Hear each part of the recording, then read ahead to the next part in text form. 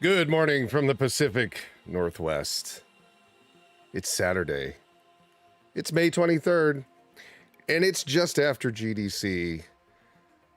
I'm your host, Greg, better known as Effigy on Steam, and you are watching The Weekly Factor here on Factor of Games. Oh, my camera's covered. I just got back. Sorry. I just got back from GDC. The trip was good.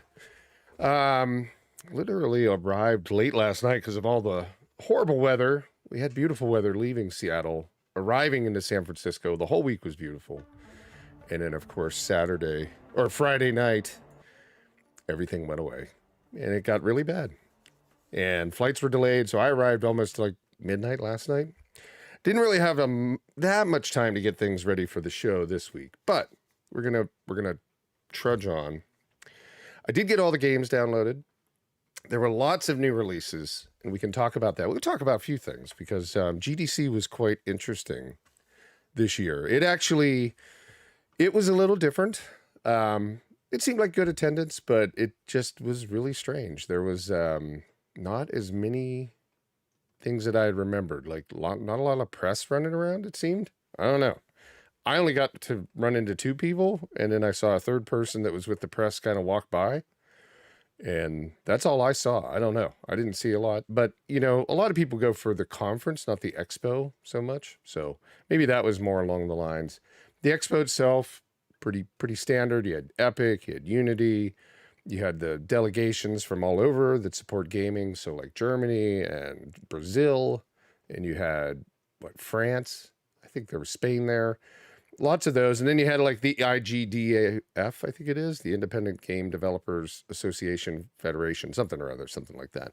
They were showing off some of the more promising games coming up, or some games that had released this year that won awards, things of that nature, or last year, I guess it would be.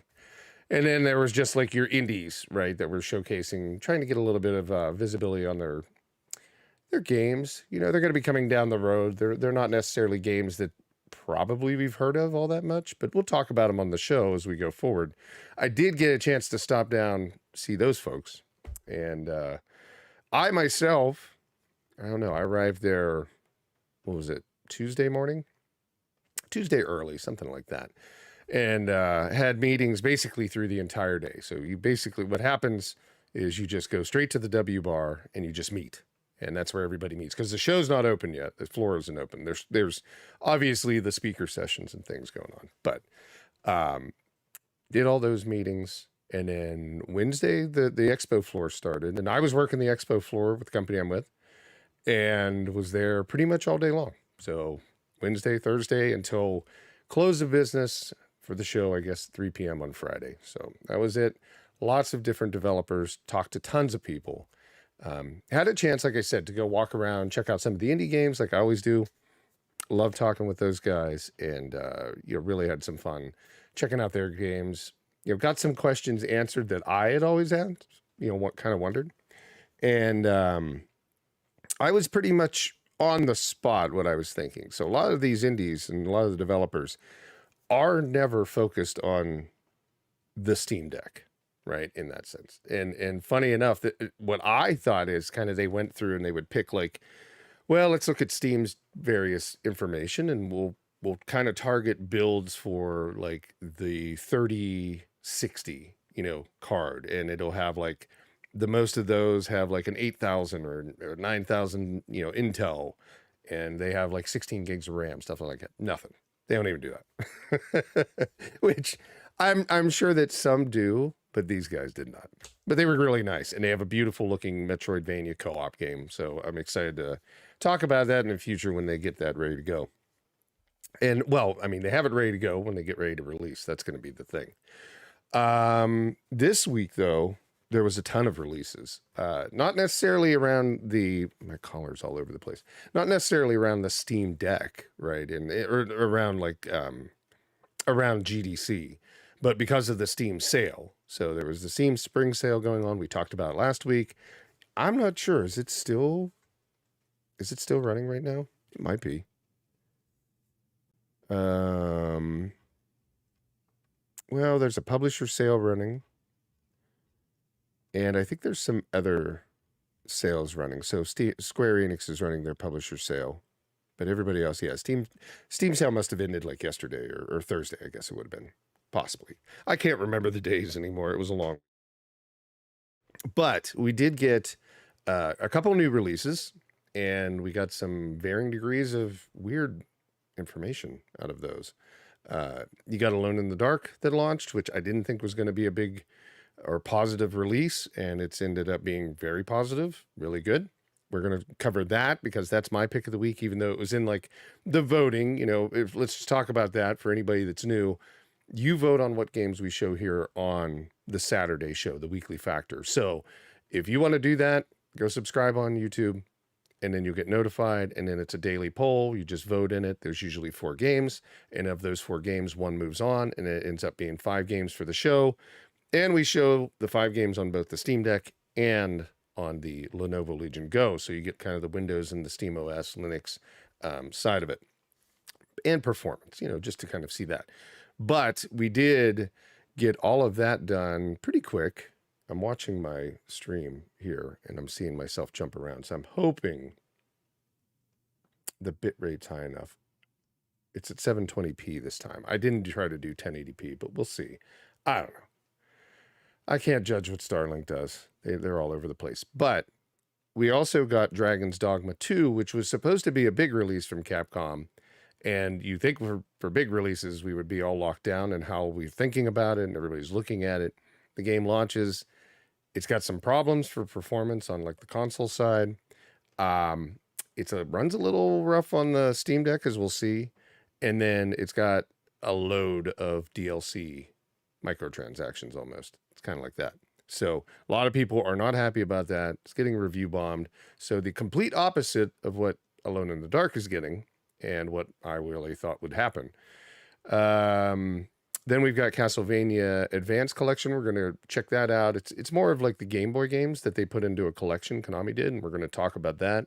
Take a look at that and how it performs. We've got Battlefront, which we're going to take a look at. So Star Wars Battlefront 2. We heard about Battlefront, the collection that went awry, and they were supposedly taking modders' information and dropping it in there, which nobody likes that without any permissions.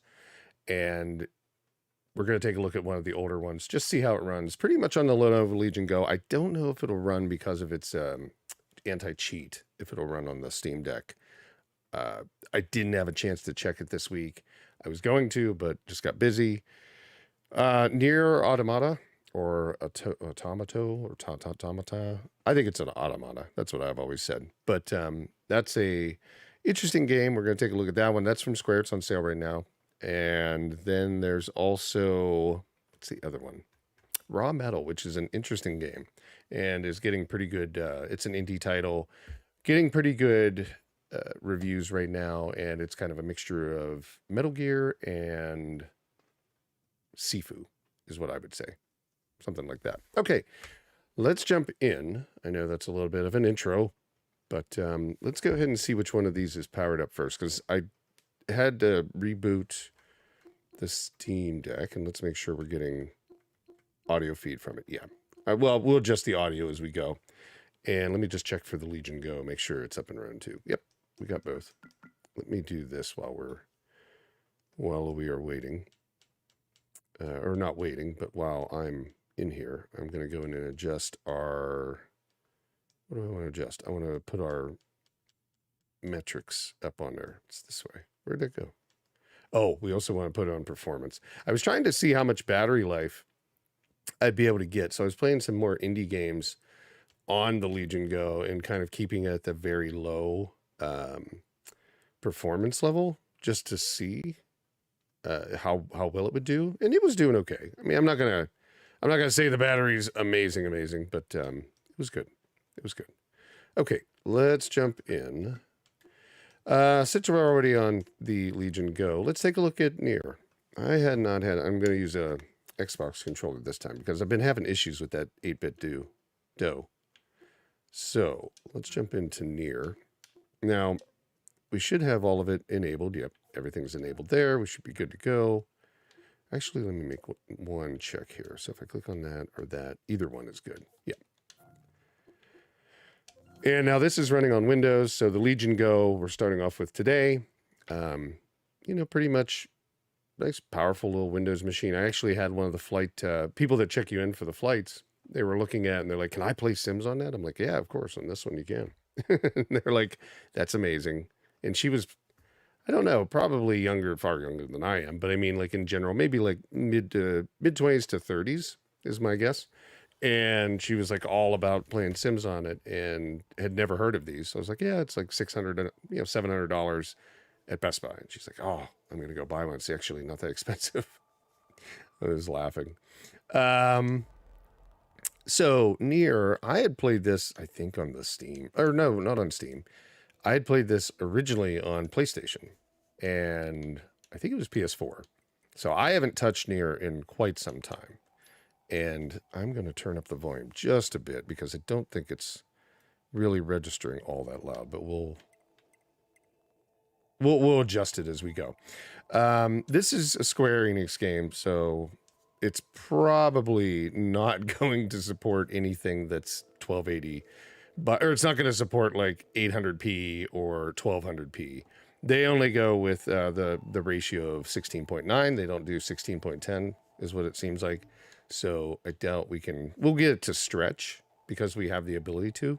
And especially on the live stream here, it's going to be fine because we're in a, we only really broadcast here when we do direct capture in the 16:9 format as well. So it kind of works out either way, but you can on like the Steam Deck, you know, be able to toy around. You can turn on that, like fill the screen, you know, go wide, do things like that. So there's different options that you can play around with to get it to fill and get rid of the black bars. A lot of people don't like the black bars at the bottom and the top. So, we're going to leave all of this stuff alone. I did not get a chance to do any performance on these things. So we're going to do this the first time for this one. Blur, we'll leave that off. Shadows. Shadows are usually the thing that's going to take a little bit. So let's drop those to low right now. We'll drop our effects to low. We'll get a baseline and then we'll come up from there. Illumination is going to be one like that too. Okay, let's start here. Right? Yep. And then let's see what we can do with this on the Legion Go. So the Legion Go is running like 30 watts. So this is the highest power draw the machine would have. So it's going to pull from the battery, right? This is going to be something that is a little bit more allowing the machine to deliver the demand that AAA games usually want. Now, whether Nier is a AAA game, we could argue that. But, oh, I have my keyboard here. I'm just going to type in. It's going to be easier. So we're going to call this subscribe. And that's not to be anything that you should read into. But if you haven't subscribed, do so. Okay. Yep, we're going to go with that. Oops. Where's my controller? There it is. And let's just go normal. It's a if I remember correctly, it's like action, like an action RPG almost in a way. So we'll jump in. I'll turn that. I'll keep adjusting the volume as much as I can. I can see kind of everything where that it sits. is designed to end. If it's too loud, perpetually just speak up. In a never-ending spiral of life and death. Is this a curse? Or some kind of punishment? I often think about the God who blessed us with this cryptic puzzle.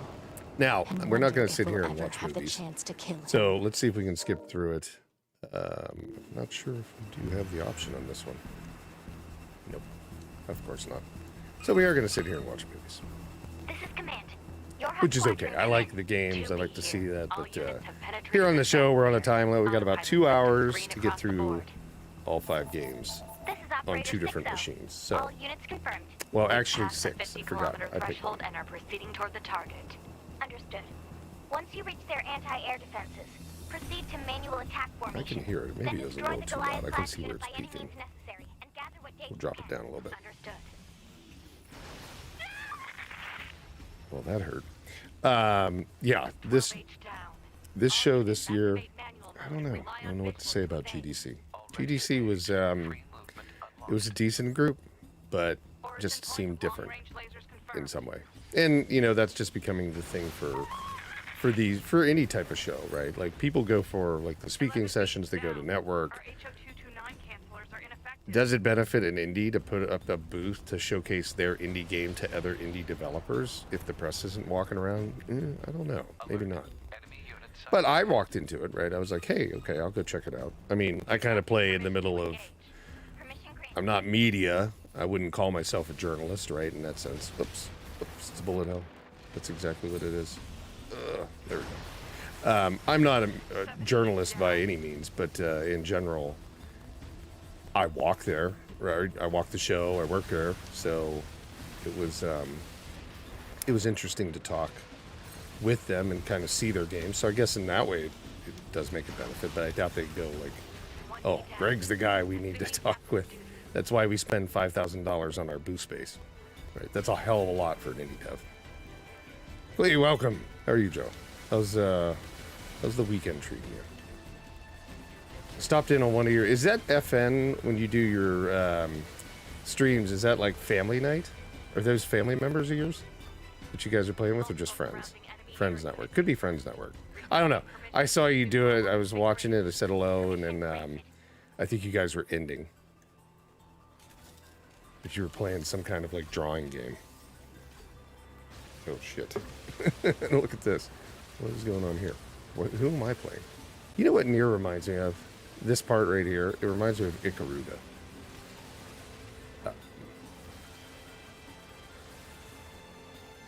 Are we an AI and myself? I think it is. I don't remember this. I don't remember any of this. That's how long it's been, though. It's been since the game came out, I think. Okay, it's just me.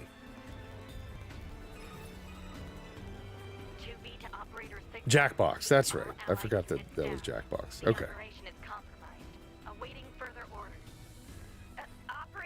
Oh, it's community members. I thought FN like standard for like family night or something like that, and it was just like family members or something. I wasn't quite sure. I was like, okay. Either way, it's cool. All right. Now we're going to do a little bit of flight control. Okay, well, I didn't know if I could get through there or not. Oh, Fortnite. Okay, gotcha. And you guys do different games, I take it then. Oh, you forgot to change the title. Okay, I've done that. When I did the Twitch stuff all the time, yeah, I forgot that every show, I think. And I'd have to go in there. It's a little bit easier with Restream now. I don't know how many... I know you stream on YouTube as well. And Twitch, and then obviously, I believe, TikTok. So, do you use, like, Restream, or do you use something else to do it? Oh my god, still in the shooter. I know there's a different type of game mechanic here. There we go. When do we get to the... You know, I guess, in a way, Nier is not the flight shooter part here, but Nier is similar to what was the one from... What was the game from PlayStation that I have that I don't remember right now? I should never have mentioned it, but I did. Yeah, OBS and Restream. Okay, yeah. Yeah, I was up early this morning because I'd just gotten back from GDC late last night, so I didn't even have a chance to do any of the show stuff, so I was just changing on there, and Restream makes that super easy. There we go, now we're out of that.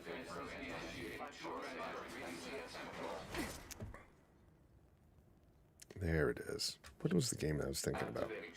Goodness. I can't even remember it right now. Alert. Large enemy group detected. Yes, I'm aware of that. I guess it's a hack slash beat 'em up, but it's also like a bullet hell in a way. Yeah, it works good. Yeah, I mean, it's well worth paying for. Get me out of here. So, what are we getting? We're getting about 50. We did put everything. I forgot we were actually trying to do some kind of an actual like performance discussion here. In general, 50 FPS.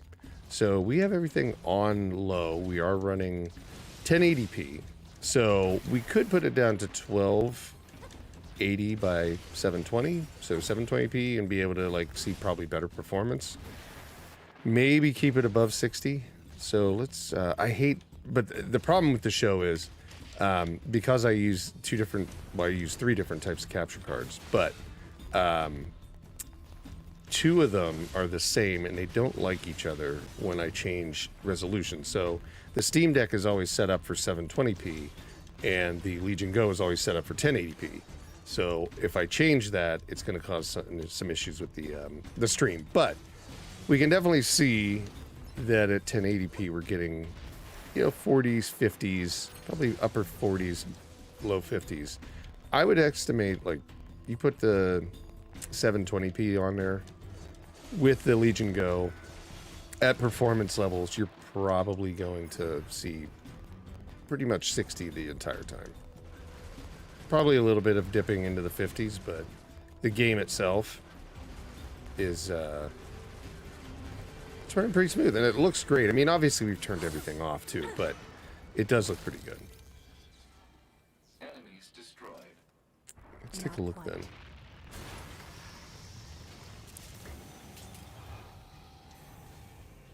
All right. Now there's 60. Okay. If you can run 1080p at 60 on the Legion Go, you're definitely, or get close to 60, 50s, 60s, you're going to get probably that at 720p. I don't even know what I'm doing now. This is going off the rails. Oh, we're attacking the arm. But we don't want to do too much. So I want to see if we could save. Can we do that? Let's see. Probably not. Use items, change equipment. No, we can't right now. We might have had an autosave when we landed, so when we jump over to the Steam Deck, we might be okay. Where's the arm? We'll see if we can destroy him. Maybe we'll get a save point after that. Wow. Does that say pod program downloading? I wish it worked that easy on stream. Okay, what is this? LB. Oh, we can now, but can we control him? No. Instead of him just randomly running around, we can be him, a little bot.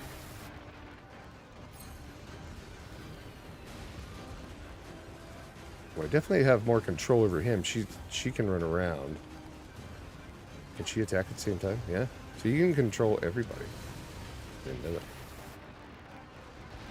Like I said, I played this so long ago, I forget. And I didn't play it to beat it. I did not get far in the game. Oh. Are we dead? Nope. What is the game that I was thinking of that came out? It's, oh man. You're on the flight and you get stranded on the planet and it's just a bullet hell like this. Like all these things flying at you. Can't think of it. Hey, Dakota, welcome. How was your Saturday? I already asked Joe how his was. He said he was surviving. Or it was going well. All right, let's see if we get a check here, and then we can jump over. So that I mean, it felt smooth. I know it wasn't exactly locked at 60. It was like in the 50s, but still felt pretty good. Actually dead next time. That was dangerous, man. All right, maybe we got. You're 2B, right? Maybe we got a save right there with that little ship in the right-hand corner. Copy that. So we can jump over to the Steam Deck and check it out on there. No, just another defensive system. Oh, well, I guess we. But yeah, this looks pretty good. Now, if we were to bump anything up, All right, I'll work my way inside from the ground. let me see once they're done chit-chatting. Okay. let's see, if we were to bump anything up on this, there we go. Is it all the way behind me? It is. If we go in, we can probably adjust that a little bit. That's not going to do anything for graphics. Oh, we might not be able to, unless it's under, no, wait, screen. There we go. Yeah, we have everything on low to run at 1080p. I would probably say like we'd leave it here on the Legion Go, because playing at 1080p, you really get like the quality on the screen, the fidelity that you like. Now, if you really want 60, I guess we could try it. Let's give it a shot. We'll back it down. It's going to cause some issue here, I know, but we'll see what it does. Okay, well, it didn't actually flip out. And let's see what we get really quick with this, running at 1280 by 720. Will it stay locked at 60? I mean, there's going to be no jerking or anything like that from, you know, one frame rate to the other. I mean, between 58 and 59 and 60, I don't think most people could notice. Sheesh. This is the part I remember. I remember a lot of the running around in, like, abandoned cities. So I guess I just forgot they had, like, a shooter component in the beginning. Oh, shoot him. Shoot him. Get him. Oh, the other guy's down. Yeah, I mean, probably you're not going to, if you want to hold 60, you're probably not going to be able to add anything in. You're not going to be able to go up to like, oh, medium graphic settings or something like that. You're definitely going to stick with low.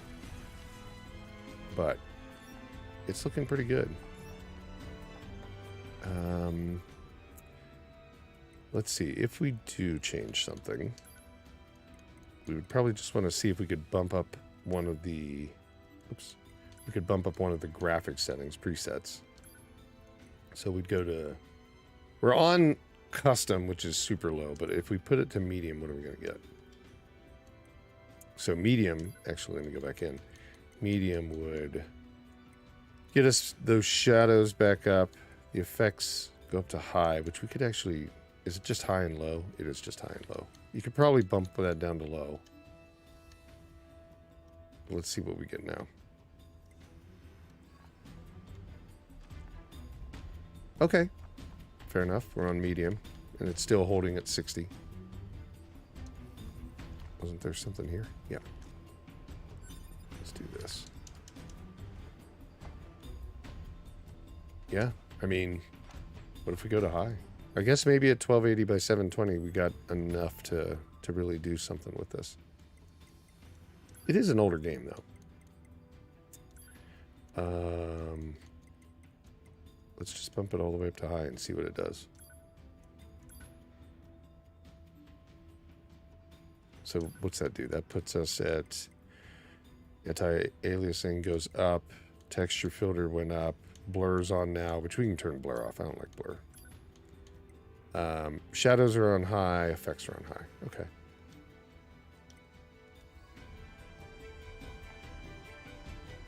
Yeah, there it is. It finally caught up. So with that, it dropped us to 30. So medium would probably be the way to go here. Medium 720 by, or medium 720p or 800p. You're probably going to be okay. And you can just use the graphic presets on it to be able to pull that off, and you'll get 60, which it was running really smooth. 30 is a little jarring, but if I started on 30, I would never have really complained. I never did, really.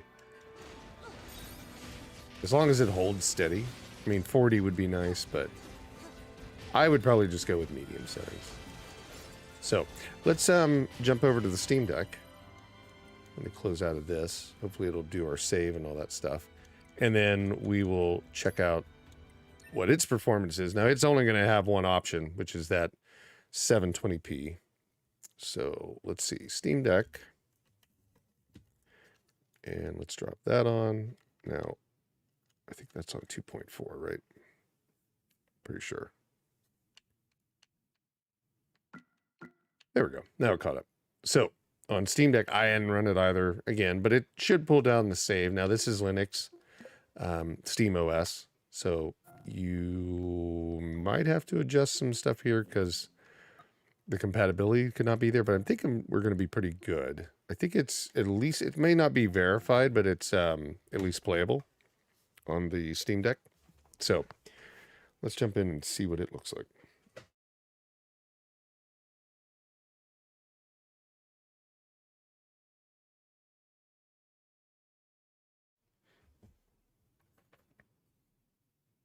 And it's the first run, so it's going to take a little bit.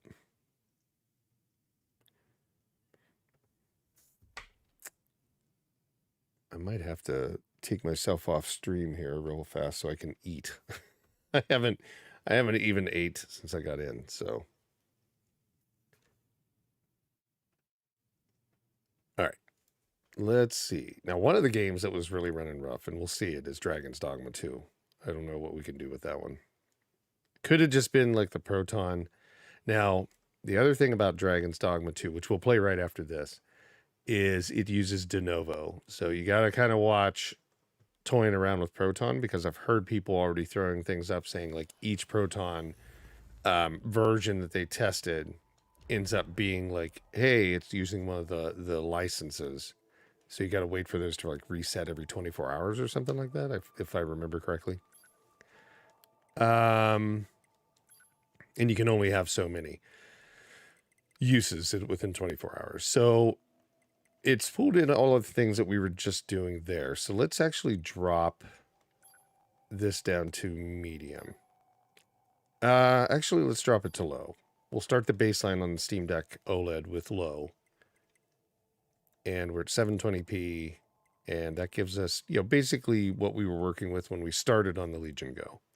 So we'll kind of see what that does, get our baseline, and kind of maybe we might even be able to move up to medium on this as well. I would be hard pressed to say it's going to hold 60 at medium. It might be at 60 on low. So, yep, we're going to load that file. Hopefully it puts us kind of right in the same area that we were.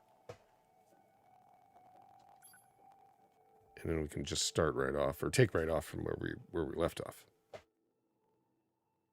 Everything that lives is designed to end. We are perpetually trapped. Or it may start us at the Never very ending beginning. Spiral of life and death. Is this a curse? Or some kind of punishment? It will. Why did it do that? It had a save. I can't get out of it either. Well, guess what? We get to see the exact same thing. But it won't take too long. And then we'll jump to Dragon's Dogma 2, which on the Steam Deck was running a little rough. I didn't try it on the Legion Go yet. I had to drop a lot of things down to get it to run, and it was not running great. So it doesn't surprise me. Can we not skip this? I thought it saved, but we'll let it play. Okay, here's what we're going to do. I will still continue to talk, but I'm just going to take myself off screen for a bit. And I'm going to mute in between snacking, because I'm hungry. 12H down. All units activate manual mode and rely on visuals to evade. Already engaged. Free movement unlocked.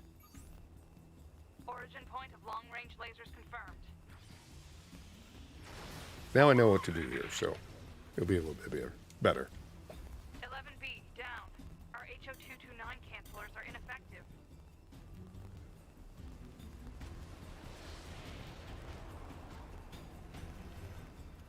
All right, so we get a chance to see the 2D kind of top-down shooter, and then we'll jump into like the third-person flight part, and then we'll jump into the third-person hack and slash. Right now we're running 60, so I think we were about that on the other one, but we were at 1080p instead of 720 here.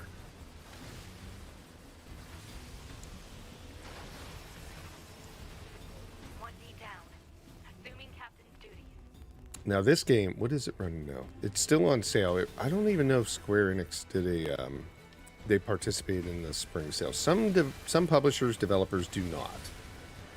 The reason is that there's just thousands of games on sale, and if you put your games on sale at the same time, yes, you get like the benefit of like people coming in, but you're also just trying to vie for visibility through the entire thing, where if you end up like waiting, doing your sale the next week or running your sale like another week longer, you know, people are going to be coming in, they're not going to see. There's always thousands of games on sale, I'm sure, on Steam, but they're not going to see it on the front page, and it's not going to be against like your biggest competitors like Konami, Capcom, you know, EA, things like that for Square. So they're still running their actual sale, and this one's running $15.99 for Nier. And it is the, what is the there's like the collector's edition, and then there's something else. This one is like the collector's edition. I don't know what it is, but let's see. It is, taking a look while we're playing here. So this is Nier Automata Game of the Year. No, Game of the Yorha edition. Instead of Game of the Year. I don't know. It's marketing. What are you gonna do? All right. We'll work our way through this. This was pretty simple.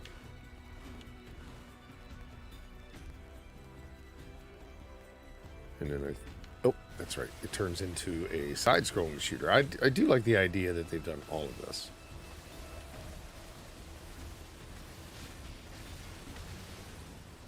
And I still can't remember that PlayStation game name that it reminds me of. Obviously, the PlayStation game probably took inspiration from this since it came out like, just 2 years ago on the PS5. What is their name? Can't think of it.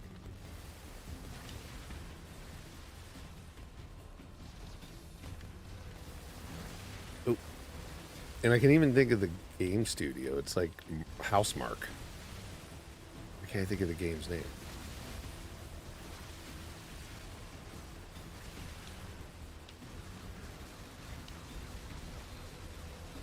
All right, come on.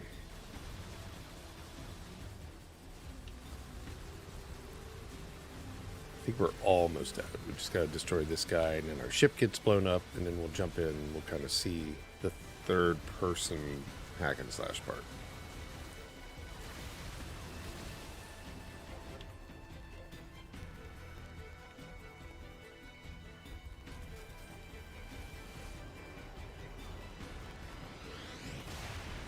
There we go.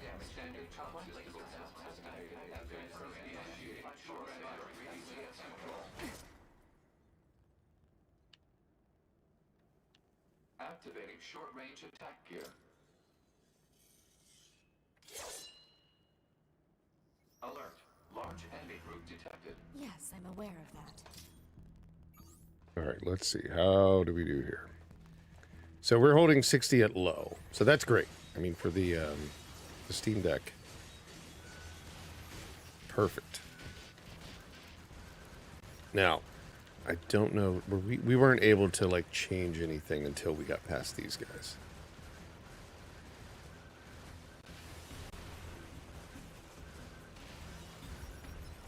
Oh, there he is. Okay. Yeah, right? We can't change. Yeah. No, we still can't. Oh, there we go. Okay. We can. Let's see here. So let's go in and just adjust one thing. I think what we're going to try to do is just go to medium, and I'm pretty sure it's not going to hold, but we'll try.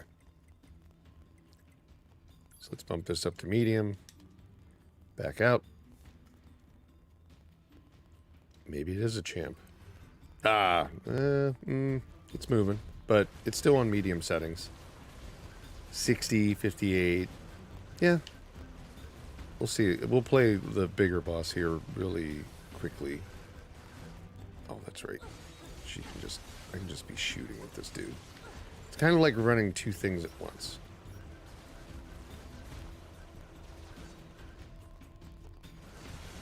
Get rid of him. Get rid of him. There we go.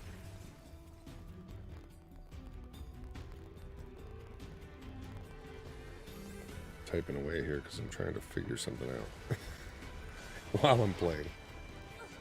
Oh, that's right. We got an evade.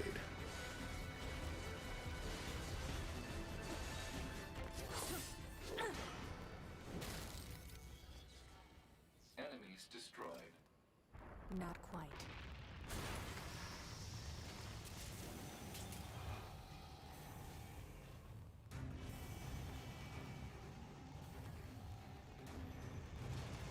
All right, so we're still holding 60. So yeah, I mean, medium, excellent work. It's doing good. You don't say. Returnal is the game that I'm comparing this to in my mind. I could not think of the game name. I knew the company, I knew the dev, I didn't know the game. So yeah, Returnal, I mean, definitely with the bullet hell style, I could see they have got inspiration from this game for sure. But everything's looking pretty good. And that's a pretty big enemy coming in that back and forth. It's gonna wipe me out. But I think we know now. So medium settings with the Steam Deck works just as well as the Legion Go. So there you go. Let's jump over to Dragon's Dogma 2. We'll take a look at that. I will jump back on screen here. And let's do that on, let's start that on the Steam Deck, and then we'll go over to the Legion Go. So let's exit out, and let's go in and check out Dragon's Dogma. So this just launched, what, the 22nd? So Thursday, maybe? What's today's date? 23rd? So it just launched on Friday? Okay, maybe. I don't know.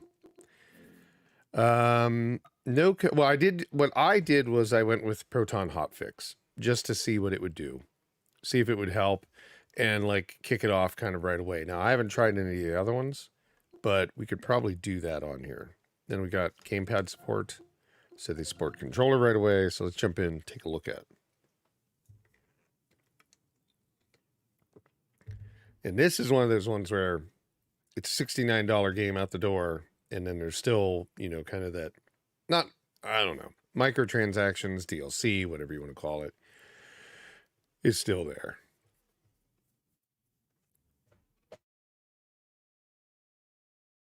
Surprisingly, didn't think it would be, since it is a single-player game. But, I mean, everybody's trying to push their price points up towards that $100 level, you know, with your collector's editions and your, you know, your special editions and stuff like that, and the trinkets that you get. It's all kind of trying to drive it up. Now, we are playing, we're going to shut off HDR because I think that's why it looks so dark. Adjust it to match your settings, but let's go in. But you can see it's like 15 frames per second on the map, or on the menu screen. It's crazy. Let's see, can we turn that off? No, we can't. Is it on in the Steam Deck? I know we went through this the other week. Oh, nope, we want to go down here. HDR is enabled. I think it's enabled automatically, though.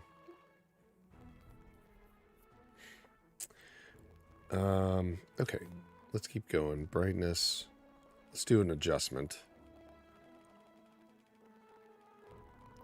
And get things like lined up here. Whoa, that's really dark. Holy cow. Yeah, HDR is on right now. It's being picked up by my monitor, and I'm afraid if I turn it off, what is it going to do? Let me just see. I'm going to try to adjust the display setting and turn off HDR, and we'll see what happens. If the screen crashes, I don't know. Or the whole PC crashes, maybe. It did. Well, in front of me it did. Okay, now it's off. Let's see if the stream's okay. I think it is. Wow, look at the camera and all that. It's all screwed up now. And you can't turn that on and off. Give me 1 second. I'm going to probably have to adjust some stuff. Yeah. It was too dark to be able to see. Okay, so that camera's okay. Is it just because I'm on screen right now? Let me go off screen and come back. No, I'm like blown out over here. I don't know why. How about the main camera? It looks really bad. I mean, not me, but, or yes, me, but I mean, like, in general, it's not just me, it's the camera. Let me see if I can fix that really fast. So that is this one. It's properties. And nope, I'm in the wrong thing. So video capture device.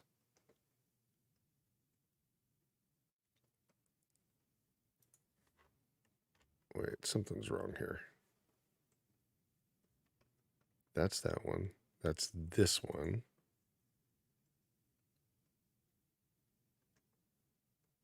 No, it should be there.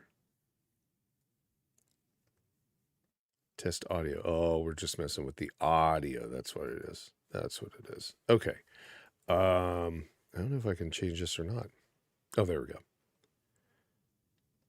And we're going to try and configure some video here. I never thought about that before, but like I do film in HDR for certain things. It takes forever to do that on any video you upload to get it actually correctly to be seen as HDR. And for example, like on what's the YouTube. So it can be a pain to get that done. Yeah, it's still like really blown out. And I don't know if it's this one that's not fixing it.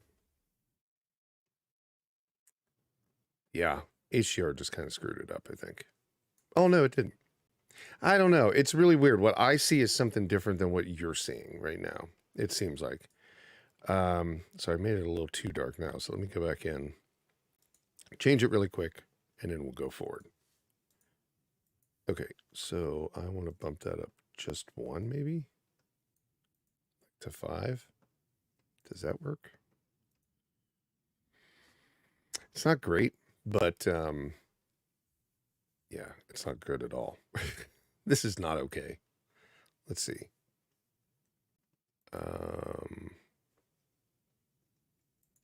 Do one more. One more, and then we'll call it good. I'll just make myself a little bit darker. Okay, this is what we're going with. But anyhow, back to the game. Oh, and now here's the audio issue. This happens all the time. It drives me nuts. I should never mess with anything. I should just play. Okay, let's stop. Let's stop and go back. Okay.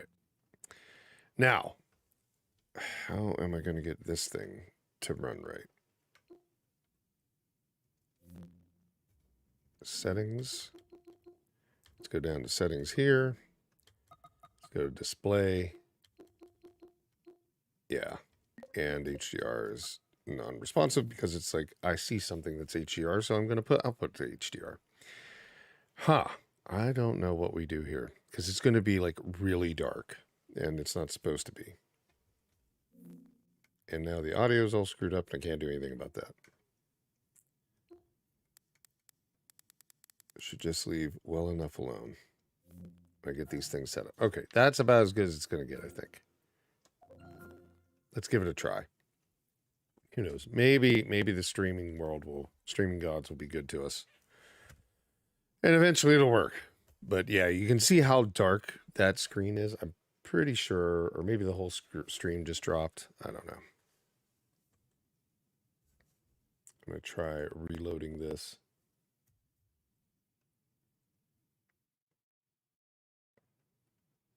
Is it doing anything? It's doing something. Okay. Well, we might be back. I don't know. Like when I changed that HDR, it just like threw everything into madness. Yeah, it's like really dark. There's nothing I can do about it. Like the Steam Deck really has a tough time with that. If it sees something that's HDR, it's outputting at HDR and you turn it off because it's not going to capture that way. and it like gets stuck. So it is like really dark. And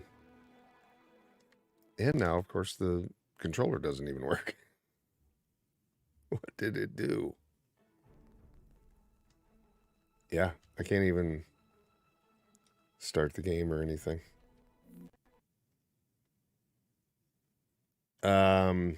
Okay, we're going to jump over the Legion Go for now. I have to restart the Steam Deck. It just crashed. I think it was just too much to ask it to do all of what we were doing there. That was my fault. I should have known better. Okay, so Legion Go. Now we're going to take a look at that first. Dragon's Dogma 2. And there's nothing, because it's a window machine, we don't have to mess with it, so we can just jump right in. And what we will do is see how the game runs. We'll get there. Don't worry. It's only a 2-hour show. You don't have to put up with it forever.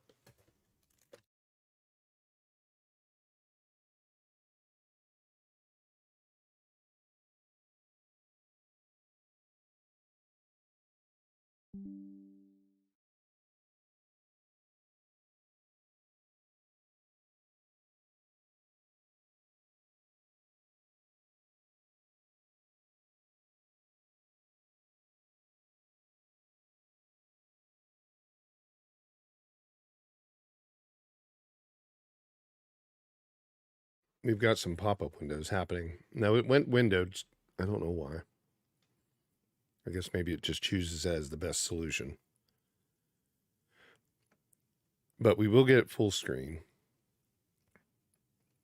after it's done compiling the shaders. Now, the first time I ran it on the Steam Deck, it did the compiling shaders, and it actually crashed. And I was thinking, oh, okay, this is going to be a big issue because there's going to be some, problem with the Proton working with it. But I just restarted it, trying it on the same one, which is Proton Hotfix, and it went right through and completed the shader compiling.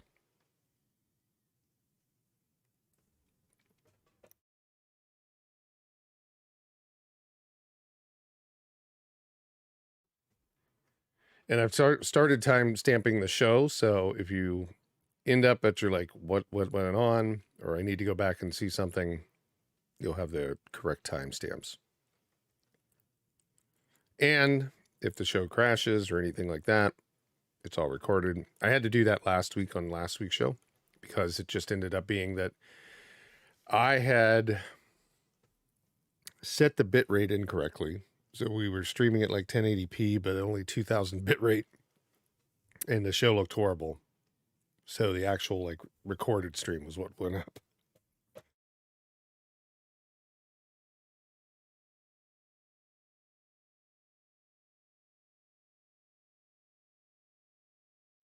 Wow. This is like watching paint dry. This extended shader compiling. Oh, while we're waiting on that, I'm going to get this Steam Deck up and running again.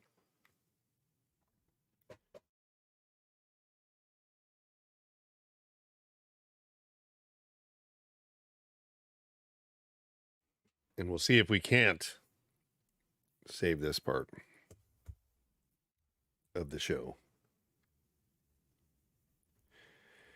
I don't know what happened. Well, let me guess. I still think it was the HDR stuff. Turning it off on the screen caused the Steam Deck to flip out because it was trying to output HDR.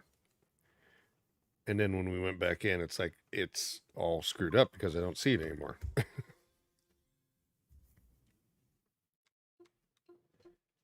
I don't even know if I can disable HDR anymore. I kind of thought that Steam just enabled it by default, so the game controls it. You have no real like input into it anymore. Yeah, because it's not giving me the option there. And if I go into display,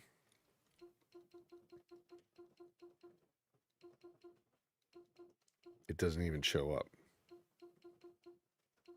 But when you start a game, it automatically enables like HDR to run. And I don't want to start any game right now because we've got one running here. Now, it could have crashed. Although, there's still some activity here. And that bar is still kind of moving. So I'm going to say that it's still going. The Steam Deck did not take this long to compile the shaders, but it could be because it's not like the default settings or whatever they kind of do, the detection settings might have said like only use like the bare minimum amount, because it's just a machine that doesn't, support that. Hey, Paul, how are you? Welcome.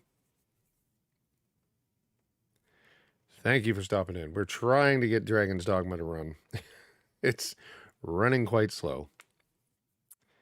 I don't want to like stop it and restart it because that's just how the shader stuff goes.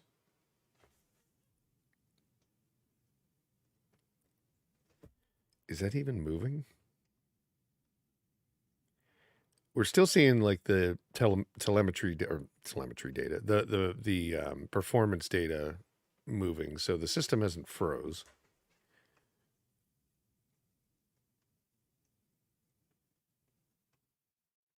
If it's moving quite slow. The Steam Deck, I can tell you from the initial performance when I saw, it takes quite a while. Okay. It didn't take as long as the Steam Deck. I was really shocked. Like it went through pretty fast in comparison to this. This is taking like a lot longer.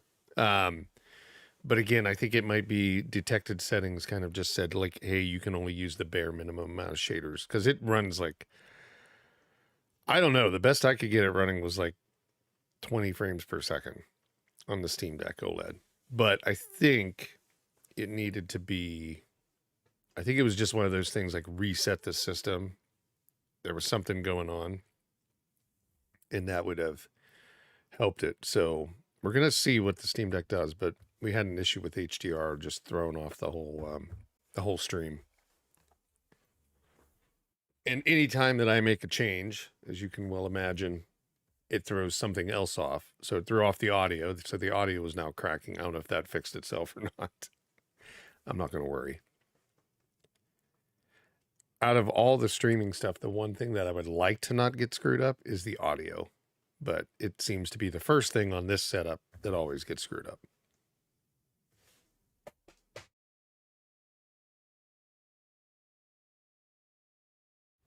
Has anybody played this on one of the portable devices yet?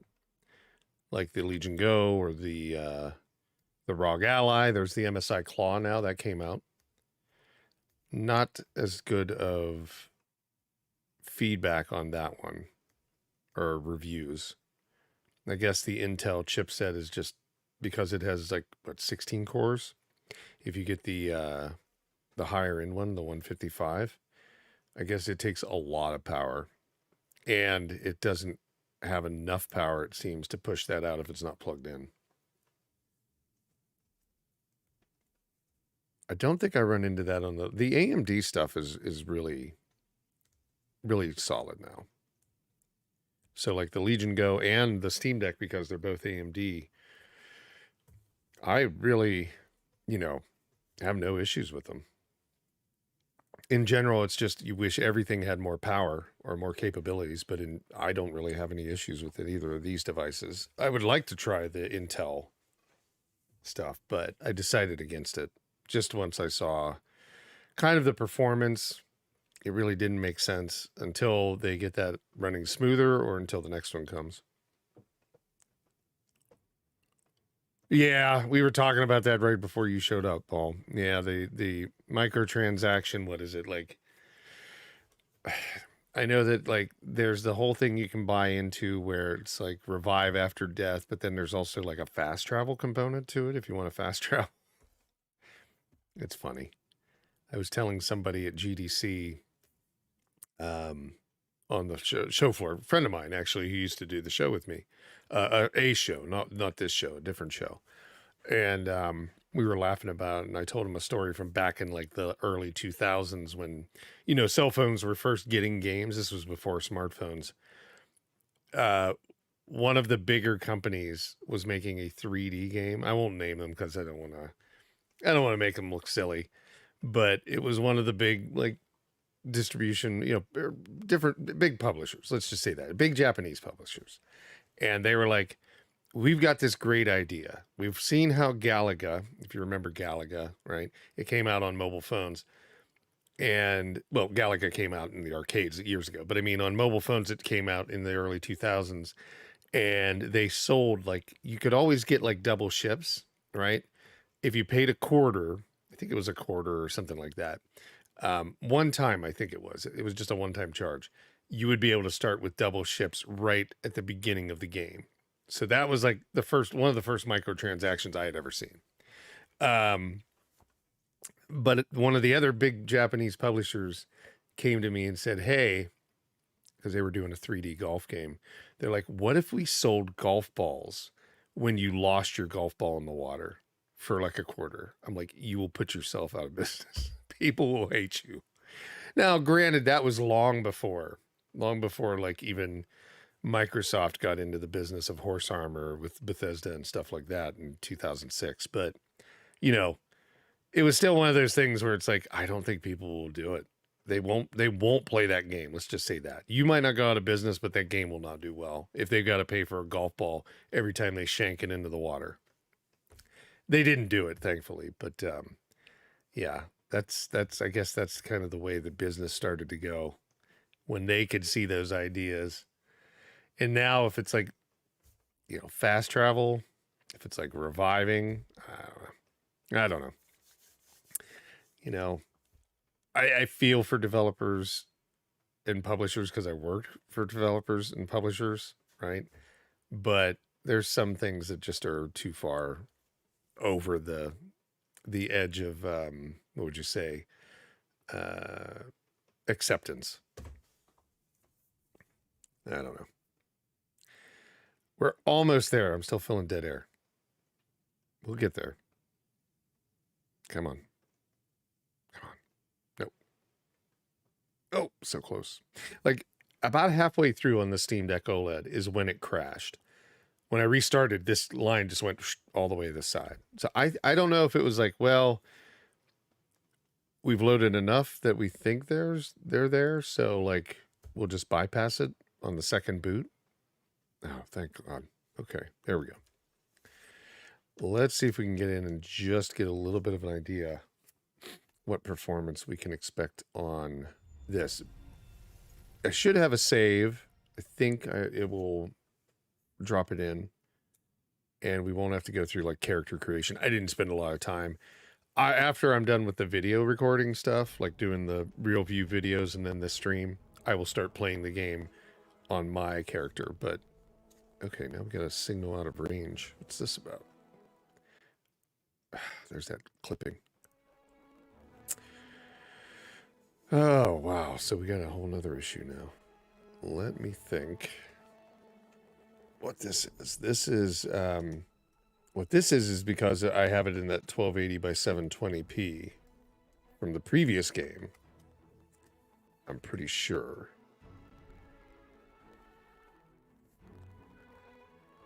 How do we fix this though? I think we have to go into properties. We'll have to configure and kind of refresh it. There we go. Now, what we're going to do, well, you know what? I'm just going to start it at 720p, even on the Legion Go, because it ran so horribly on the Steam Deck. I don't think 1080p would even be a reason to try.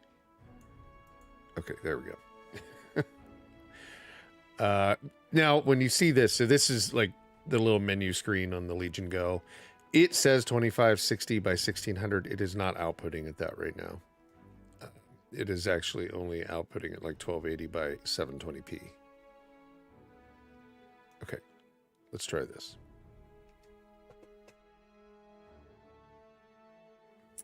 Now, oh God, after all that, the controller's not going to work? Are you kidding me? Okay, why is this? I don't know. Some streams run perfect. Some streams are like this. Let's see. So I'm having to control it on the Legion Go itself right now. It's not accepting my controller. Yes, keep HDR off. God. You don't want to go through that again. Game settings. Let's see. Display. So we're going to up the brightness a little bit. If at all. Can we even get the brightness to work? Okay, brighter, brighter, brighter. There we go. At least we can see this one. That's good. Graphics wise, so we are at 720p. We are custom quality, so I'm pretty sure, whoops, I'm pretty sure we're all low. 60 hertz, 60 FPS. We're on ultra performance for FSR 3. Well, we'll turn this one all the way down. We're at the bottom of the barrel. Let's just say that. Oh, what's the graphics say? So we're using 4.3 gigs out of 9.26. Let's see what we can get. Now, this is better just from the start in terms of like 34 frames per second on the menu. The Steam Deck was getting 10. So we'll see if it changes much.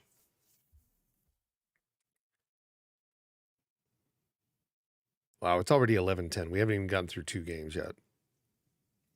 We might have overtime today. I don't know. Okay. Oh, that's rough. Wow.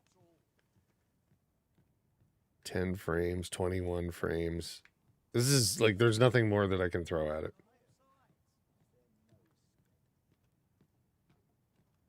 What is so...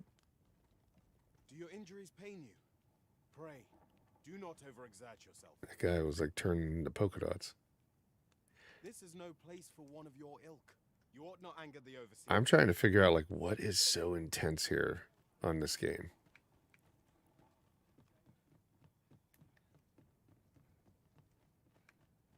I don't know.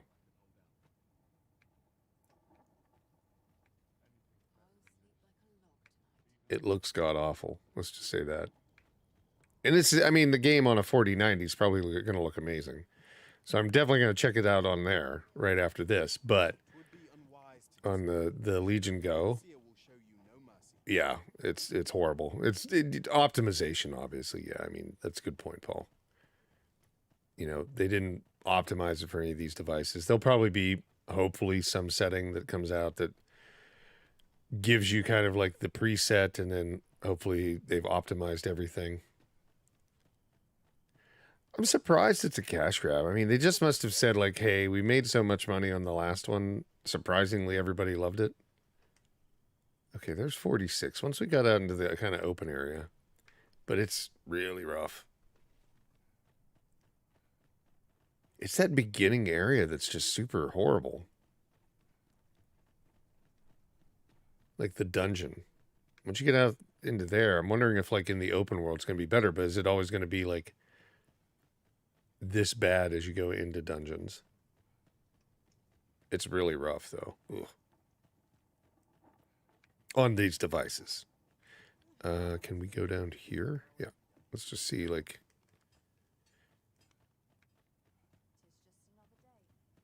Is FSR? Yeah, it's on. I'll show you the settings again. Yeah, it's crazy. Let's go down to settings. So this is basically running at the lowest possible settings you can have, I think. We could drop screen resolution down even more. Like maybe down to, I don't know, like 900 by 600. Vertical syncs on. I think that's fine. Ultra performance for FSR 3. Dynamic resolution. I just don't see that doing like much. Ray tracing's off. Ambient occlusion's off. Everything else is off. Everything's on low.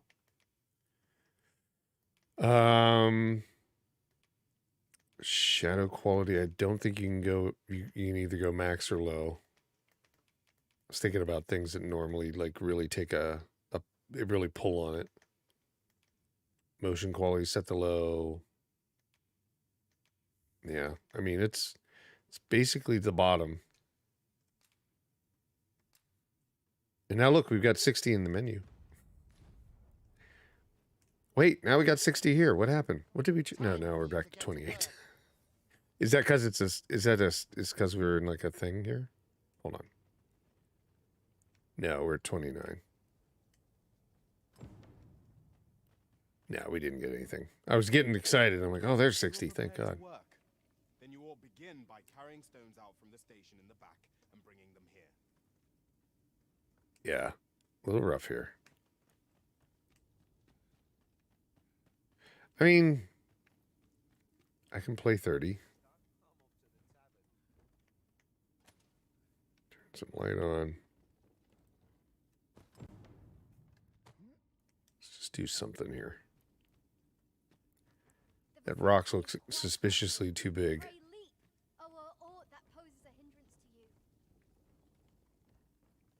What do we do? Take it to somebody? Oh, we just carry it up the hill. It's like Sisyphus. We're not pushing, we're carrying. Do we drop it? Oh, nope. Keep going. Okay. Oh, we can jump just a little bit with the rock.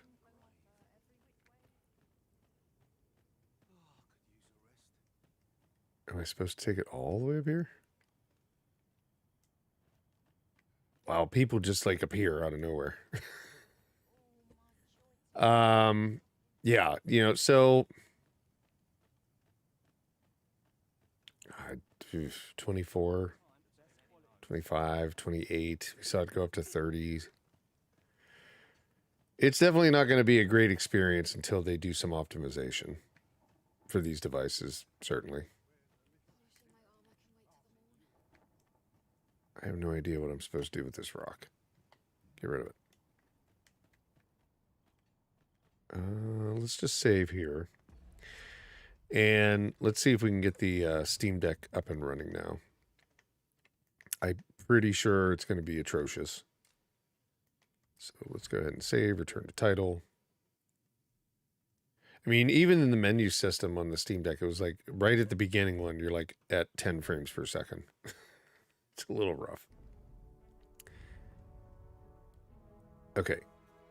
So the title looks nice, except it doesn't have 2 in it. All right. Let's try the Steam Deck. And let's see. So let me get the controller running. And we'll see if we can't get this one to run this time. So again, what I'm running it with is testing it out on Proton Hotfix. That's my go-to when I'm not sure if it's going to run. And I saw some comments saying that the game was not running that well, and that people were trying different versions of Proton, and that the different versions of Proton was causing an issue with Lenovo to fire off its, hey, you've tried to access this on too many devices in 24 hours. So I don't want us to mess around too much with that. I don't know what we would gain trying to go in and do experimental if we can get it to run on like Proton Hotfix or like Proton 9 or something like that. Still really dark. And that's because the Steam Deck's like saying, hey, we should be in HDR. Even though HDR is turned off. How dark that is. Jeez. And I don't think I can adjust any of the settings to brighten it up. Like I said, the settings, I have everything as bright as possible right now. I'm pretty sure.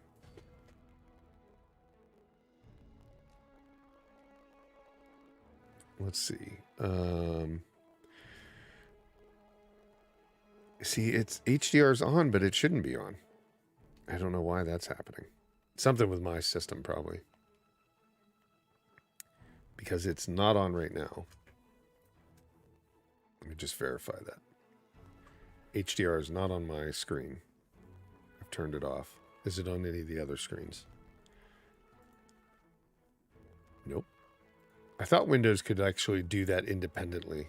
I don't know. Maybe it's because the graphic card thinks that it's on. And it really shouldn't be. And I don't think I can, like, make it brighter. Or if that'll screw that up. Yeah, it's all the way up. It's going to be hard to see.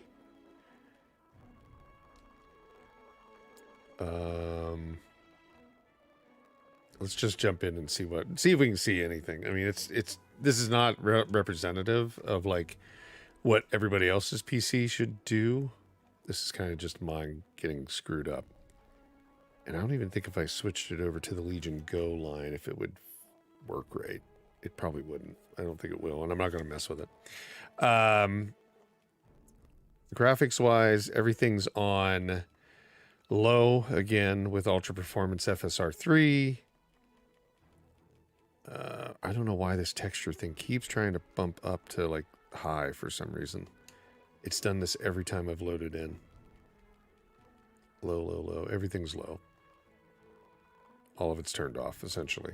So, let's go with this and load in and see if we can see anything. Like I said, there's something going on with the HDR that's causing a problem. I don't broadcast in HDR, but whatever it's doing something weird.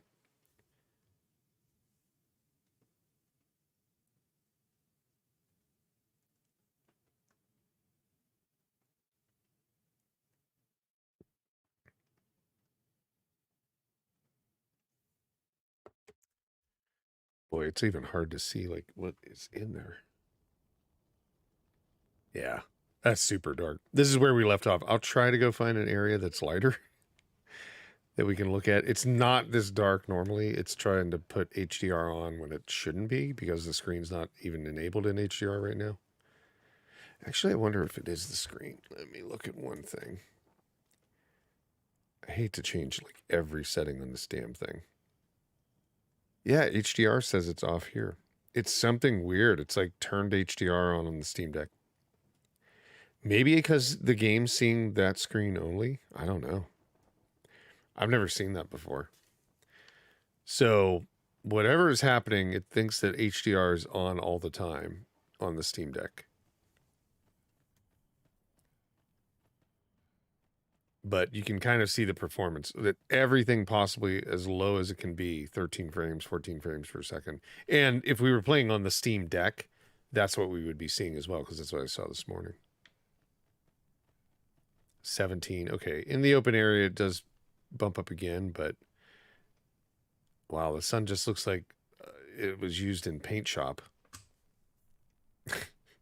Just to make like a dot. Like I could do the same thing in Paint, Microsoft Paint. That is really funny. Yeah, this game's got some issues. So, I don't know. I would probably suggest, yeah, don't spend your money on it right now if you're looking at it on any of these devices. It's just not, it's not there yet. It could get better.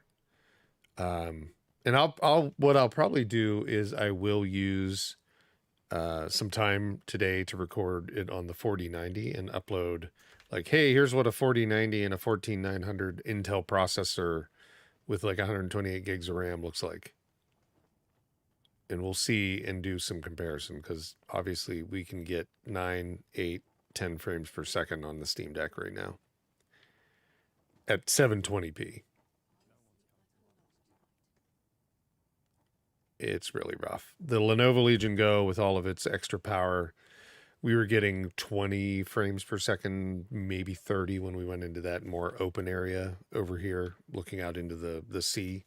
So I would, yeah, probably suggest don't expect much from this one on these devices right now. It's kind of shocking. I mean, again, I just don't see like what is going on here.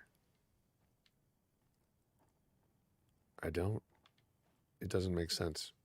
How unfortunate. Okay. Well, I can't refund it because I already bought it. So, well, I bought it off of off of Humble Bundle. So I got it cheaper on there.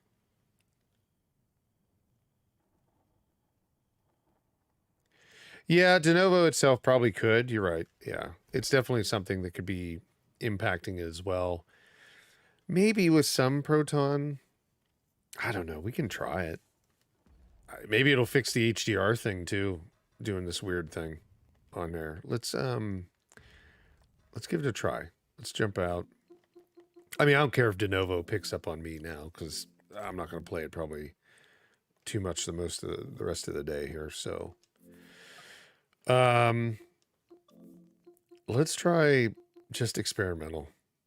I mean, it shouldn't be any different, but actually, yeah, let's just try that. I don't know. Yeah, but it's probably eating up some performance, which is a shame. I mean, it's not even, and I'll just say that, I mean, even at 5 frames per second more, that's not really going to do much, like 15 frames, 20, right? In general, nobody's going to want to play it. Not anything to your comment, Paul. Just saying in general, like, even if that's the case, they got rid of that, there's still a lot of effort that they need to figure out if they want it to run on these.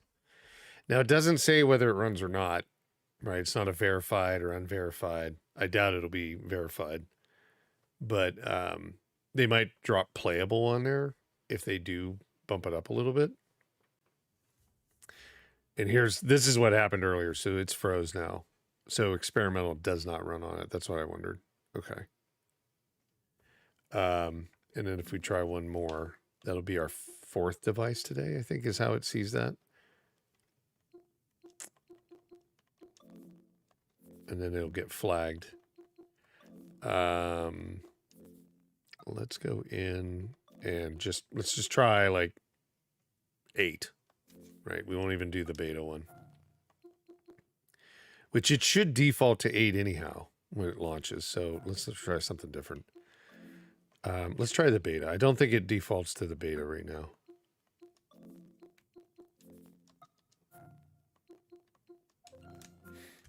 And see if it'll even launch. Oh, it's got to download because I didn't even have it.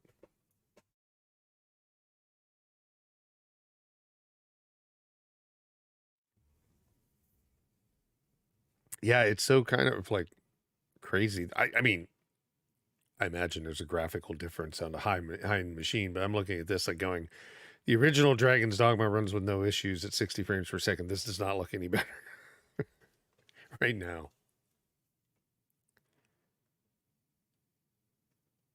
Okay, let's see if it'll even load.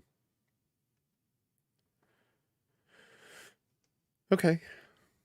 Oh, does it have to? Yeah, see, it sees it as a whole nother thing, so it's got to do the shader compiling. So I'll probably get like one launch on my main PC, and then de novo will be like, okay, that's, what is it, 5?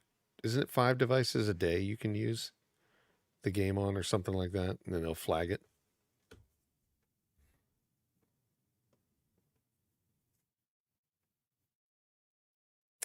Such an interesting thing. Like, I get protecting your IP, but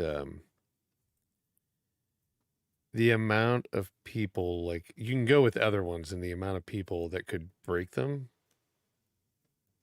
would be staggeringly small. And most people would probably just pay for the game if it's in good quality. I just can't see DRM being as serious as it is.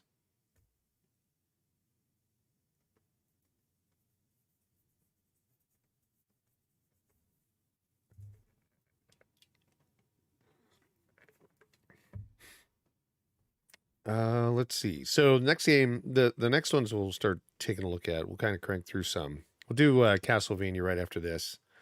Take a quick look at it. Those games you don't have to worry about. They're going to run perfectly fine.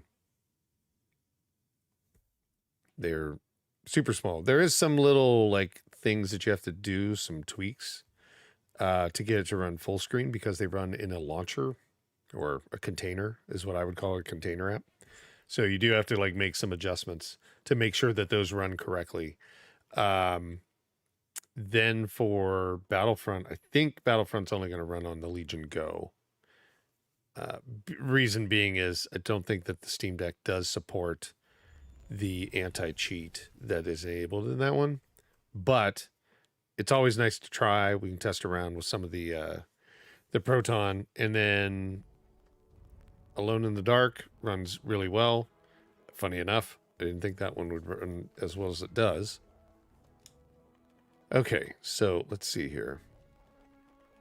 Are we getting any difference? I think everything's on. It's still dark, so it didn't fix that issue that I'm having with that HDR firing off. But yeah, everything's still on low FSR3. We're just using... See, it jumped that thing up again. I don't know why it tries to do texture quality bump. When I'm just saying, like, from the get-go, started at low. Just have everything at the low settings. Oops. Let's go start down here. Yeah, everything else is low, low, low, low, low. Texture quality low. Okay. And at the menus, we're still getting our 12, 13 frames per second. So, not looking good.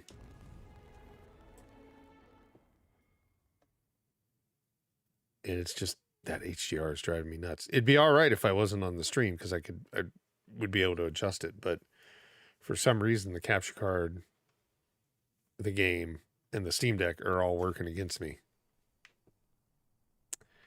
God, it's so dark I can't even see where the hell I'm going. Let's go out this way. This is not, I don't know why this is doing this, so just please don't take it as like this is how dark the game actually is. Because it wasn't like this on the Legion Go, which performed just fine. Yeah, 8, 9, 10. Yeah. I'm not seeing anything that's telling me this is going to perform any differently. Let's run out to the sea here. Maybe we can go like, okay, if we only stand here and look out to the ocean through the entire game, we'll be okay at like 20 frames per second. Yeah, it's the same. Well, the sun looks a little different. It still looks like a paint shop thing. I would probably say just don't plan to play this one on Steam Deck anytime soon for now. I will be doing like a real view video of it, so I'll capture that footage running on the screen of the Steam Deck directly. I'll be doing that this weekend, but look for that and maybe look for the 4090 video, and you can kind of see like, okay, here's like the highest end or one of the highest end machines, and then here's like the Steam Deck baseline. Not good. Okay, let's jump into the next game. We won't dwell on this any longer. So, let me back up here. Let's jump into Castlevania, then we'll do like raw metal, because these ones should be pretty quick. I like the raw metal game. I think that's really cool. That one, it reminds me a lot of like Metal Gear, and with Sifu added into it for the combat. I guess Metal Gear had combat in it, but it wasn't great combat. It was like just punch, punch, kick, right? And it was like one button tap. This is a combination of like fighting as you play through. Sometimes when you launch this game, you will get into a scenario where, like on your first launch of this game ever, you may be, oops, let me see if I can do this. It may be windowed. If it's windowed, you should be able to go into the virtual keyboard and do the Alt-Enter, and it will force it to go full screen, because it doesn't have that option unless they updated it. It didn't have the option in the menu system for that. But I do want to take a look here. We'll look at some of the games, and this would be the same as like the other Castlevania collections and the Contra collections. Oh, we must have like scan lines turned on.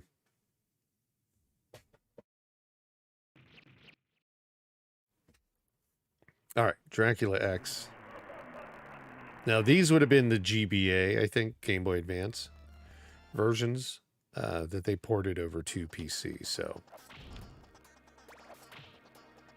it's pretty impressive what they were able to get going on those little GBA devices.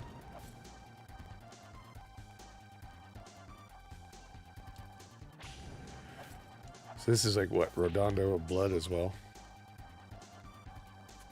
It goes by 2 different names, right?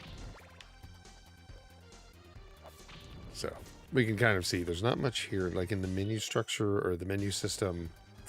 I think it's hold your right trigger and left trigger.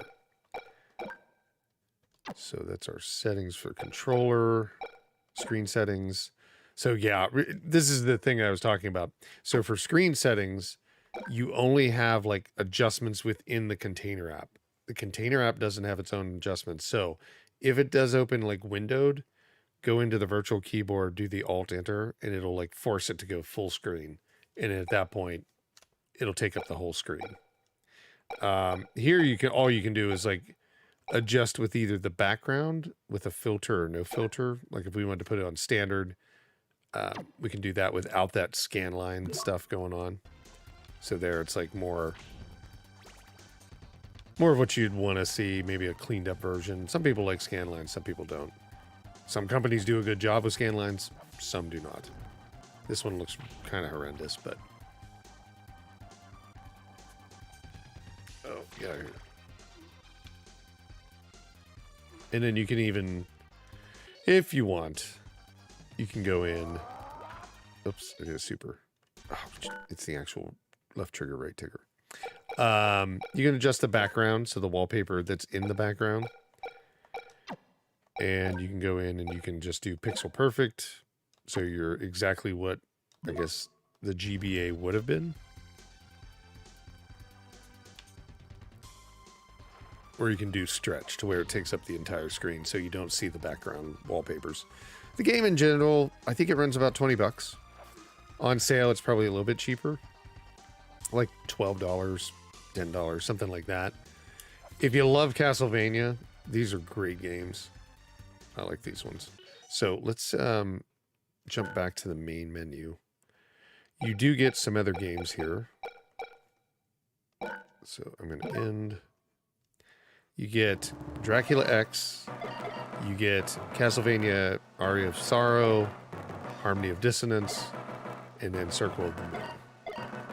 So Circle of the Moon, these ones would have been on GBA.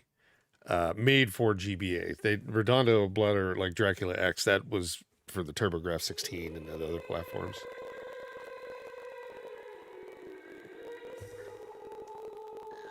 So this is more what a traditional GBA game would have looked like.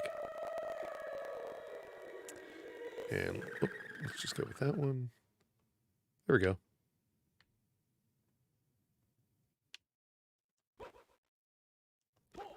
So yeah, good old Game Boy Advance. And again, you have the exact same settings if we want to go in and we want to say,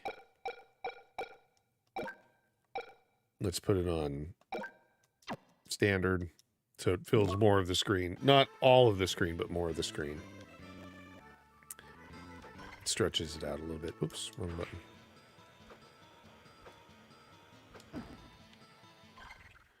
Did I die? Nope. Where's my... That's the menu. Oh, there's the... Okay, it's A and B.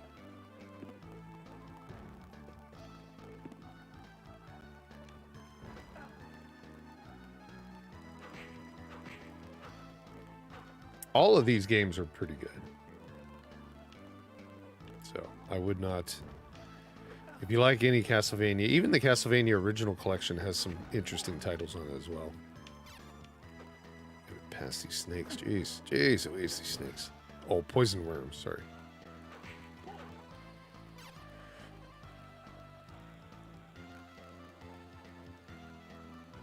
And we're poisoned. But yeah. No performance issues, of course. These are not anything that you should ever be concerned about. Let's jump over to the Legion Go, take a quick look there. And then we will jump to raw metal. I have to always jump out of the games fully. This Legion Go is giving me trouble too. It's thinking that it's a different resolution. Give me 1 sec to fix that. I swear I'm not touching these things anymore. We are leaving them alone. Let me scale down the screen and fix this.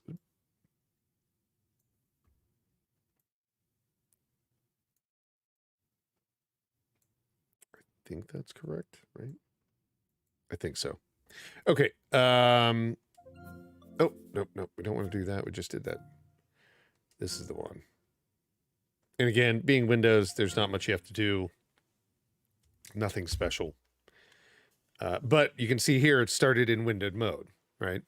And that's the one thing that we want to do is get it out of windowed mode and start it in full screen. So I have a mechanical keyboard connected via Bluetooth to this Legion Go, so I can easily do it here. Just hit Alt and Enter, and now it's fixed. You could do the same thing with the on-screen keyboard as well. But yeah, the game's going to look, I mean, very similar. There's not going to be anything different. Same game. Same thing. This is, we'll jump in, we'll let it run. So this is Circle of the Moon. I think it's probably set to standard. I'm pretty sure.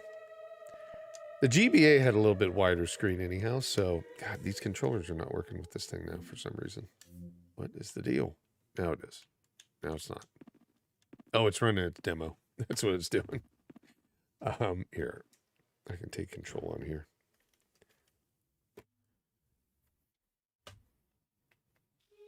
Looks like it's working now.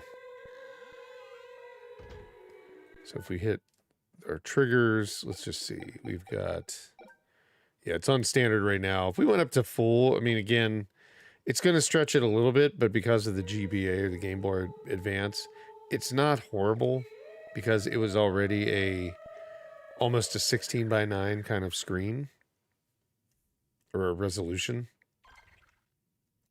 I don't even know what the actual screen resolution was for it.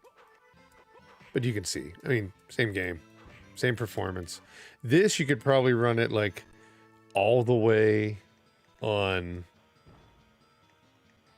you know, super economy mode. Like, so it's on quiet and it's on efficiency. And you would get a ton of battery life, probably like 3 hours, something like that, 3.5 hours. And it's never going to take it off of 60. I mean, I guess it's bouncing between 60 and 59, but... Oh, these snakes. Go away. There we go. But yeah, I mean, performance-wise, identical. And this is running... So, it should be running in 1080p right now. Even though it says like 2560 by 1600. It's running at like 1920 by 1080. Because that's what this card's max capture is. And that's what I have it set for right now. So, yeah. Everything. These are nice, fun games. And like I said, if you can get them on sale, all the better. So, let's call that good. I know we're doing these ones quick because we had ran over so long. But there's not a ton that you have to worry about. I mean, they're going to run just fine. Let's jump into raw metal and see how it runs. Okay, and raw metal's right here. This just launched. This is a, like I said, it's kind of a combination of like Metal Gear Solid and Sifu, which is more of like a hack and slash kind of fighter. Not a hack and slash, no. Like just like a roguelike fighter is what I would say. We'll jump into this. Options wise, I think it ran just fine, and we've even got it on the lowest power setting, right? We've got it on super efficiency for the Legion Go right now. I think we're still in the tutorial part, though. Let me do this. We are going to bump up some of the brightness. That would be one. Objects, movements, the tips menu. There we go. Options. Yeah, 1920 by 1200, but we're truly like at 1080, so we can back it down there. High quality graphics, volume, subtitles, all that stuff. Not a lot of changes to be had. I thought there might be a control for brightness. I'm not seeing one now. Because that is kind of dark. It's meant to be that, because it's like a, you know, you're trying to sneak around. there's a guard right there. That kind of brown area is a light. If I step into this area, see, he like sees me. I'm not trying to do that, but I mean, like, just demonstrate it. So let's work our way around here. But it is a dark game. This guy's got me. Now we got to fight. So then it jumps into, like, it goes from that top-down view into more like the Sifu style, like, fighting view. It's just a tutorial right now to show me kind of some of the moves, but in general, you get kind of the idea of what the game's doing. And we are on that performance mode, so we're not even... This game we could run a few hours on. 3 hours, something like that, on a full battery. Maybe even 3.5. Oh, let me get out of here. There we go. Can I wipe them out? There we go. It is an interesting game.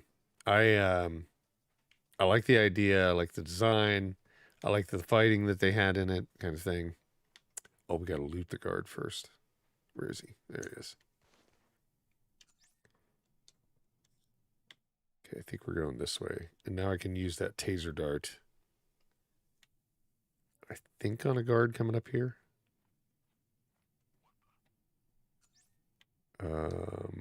Maybe not. Ah, come on. Oh, there it is. There it is.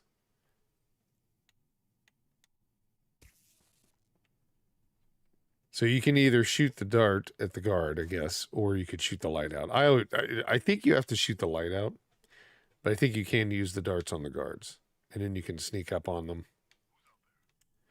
I didn't do a good job of that. Moving silently is holding down L. I didn't get him again. Now I've got it. So you can kind of go past him or just take him out.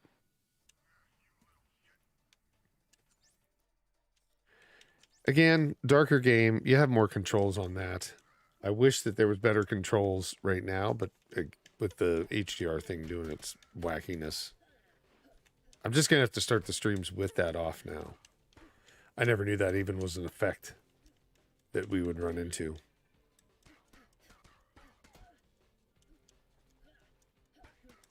All right, let's beat this guy up. Oh, I've got to dodge attacks. That's right.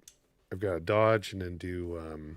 So it's kind of got the, you know, the mechanics of like an action RPG, right? In that sense, like Dark Souls, where you can parry, you can dodge.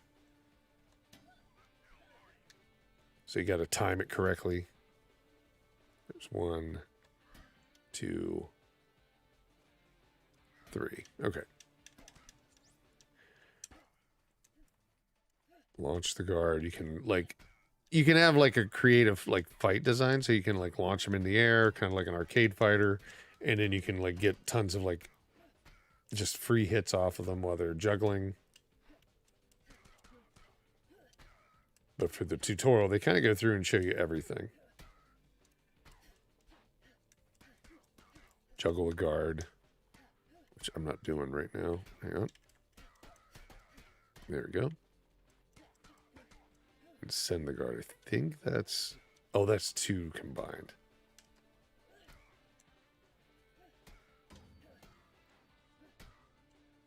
It's not sending them, though. Oh, on an airborne one. Hold on. There he goes.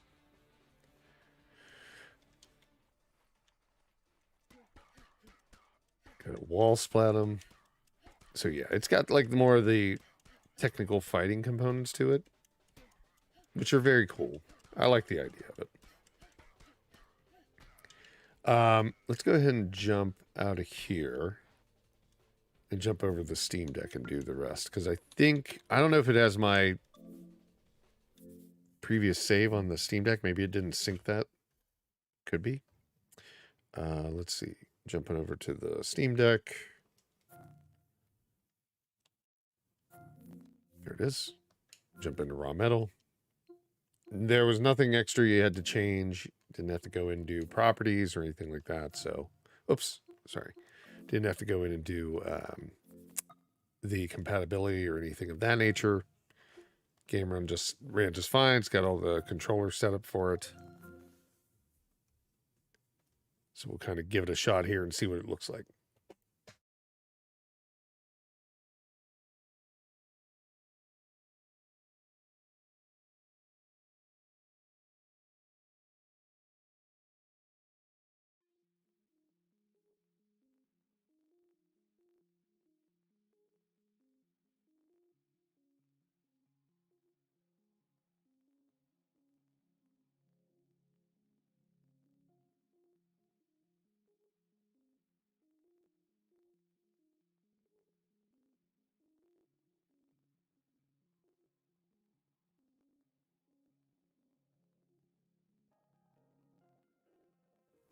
All right, so let's see here. We've got, I think, the same thing. I'm not hearing any audio right now, which bothers me. Why is it so low? Let's try it again. Okay, there it is. It's just a low game. Again, 1280 by 800, but we'll drop it to 720 since that's what we're capturing at. And it looks like finally, well, it looks like this game's fine with that. Well, maybe it doesn't support HDR, so it's not forcing HDR to turn on. That's probably what it is on the Steam Deck itself.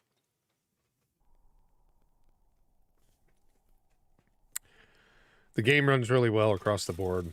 I mean, now we're seeing like, what, 103, 110, something like that.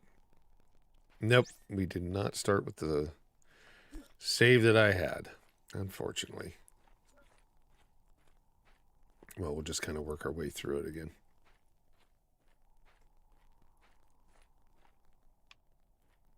There's that guy. I think you have to, he's going to force you to fight. Maybe not. Let's see. I think it does. Yeah. I think they always catch you there because they got to go through like the beginning tutorial.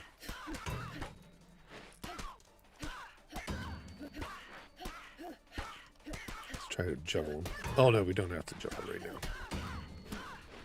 We've got to do the other ones.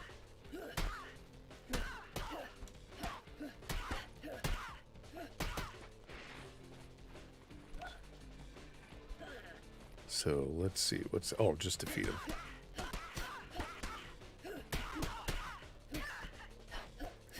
Boy, they can take a lot of hits. Crazy.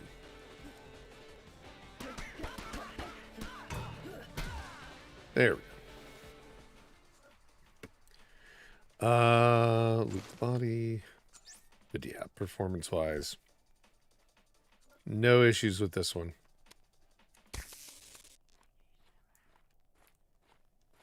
We'll work our way down here. This is where we learn to be quiet. I don't know if you have to hold it in or if you can just press it. Ah, we're gonna get close. Pressing, so it's like press down to move silently, but it doesn't say you have to hold it in. There, you just tap it. And then we can sneak up, sneak attack.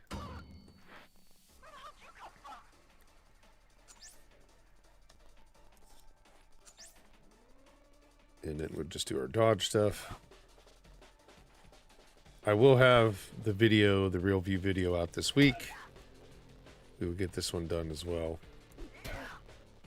And that will show a little bit further in the game. With GDC and everything this week, it was just tough. There was just no way to do it all. To be able to play each of the games. Oops, too early. To get further into it. Oh, we gotta do the parries.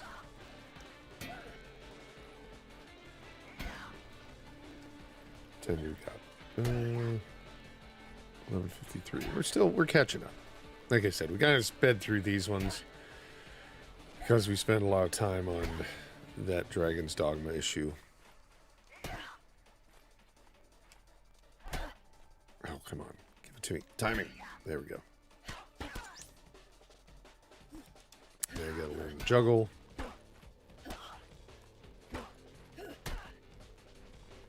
So launch. How do we do launch?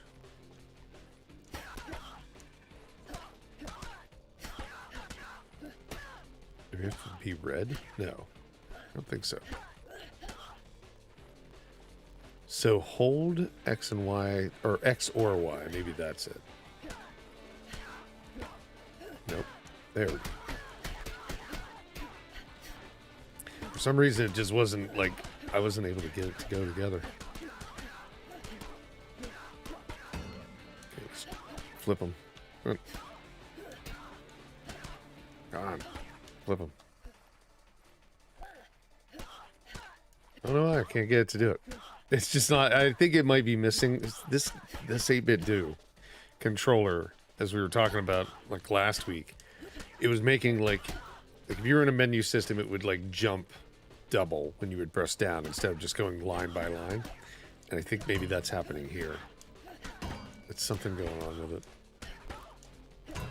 I've used it a good bit, so if I broke the controller, then it's probably on me, but come on, juggle. I'm trying to figure out exactly how I have to do this to make this controller take it. Okay, let's do this. There it goes. It took it that time. It's like you have to press X and then do XY right in concession to be able to get, or succession to get it to be able to take it correctly. Now, when I did play this, I had a minute to play this down in San Fran, and this guy got bugged. He was stuck in the wall. I wonder if they got that fixed. I couldn't fight him. I couldn't get to him. So I gotta send the guard, which is... It's that thing that I've had to do, like X and then XY. There it is. Ah, I missed it.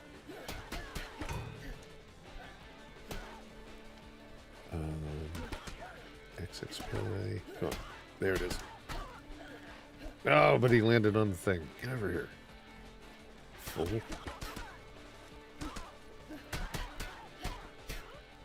I can't... This controller, it's a different controller. I was using the Microsoft one on the other machine. I can't get it to do it. Come on. There it is. Oh. Did we get it? No, it didn't give it to me. Let me try it on the Steam Deck itself. Maybe I'll be able to do it here. It's so far out of reach, I can barely hit it.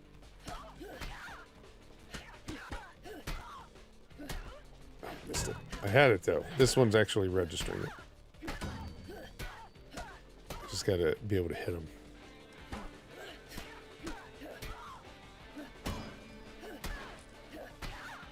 Come on. Up. And then... Oh, it's so close. I did get it. Okay, good. Jeez.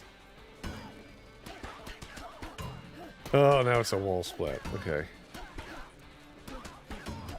Hit the guard when he's wall splatted. Now defeat the guard. This guy's taking like a lot of damage.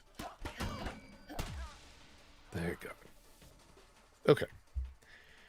Alright, well we did that. And we can loot. You can see it's still doing kind of the same thing, but again, like with the darts and all that stuff, that's why I keep thinking like Metal Gear Solid. And we're collecting a card at an elevator, so surprisingly, it's like Metal Gear Solid.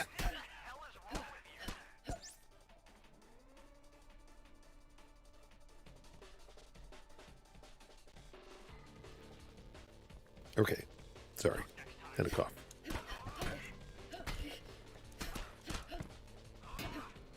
Come on. This controller does not like this. I almost had it. I wonder if you could shoot the darts to the guards. I thought you could, but I might be wrong.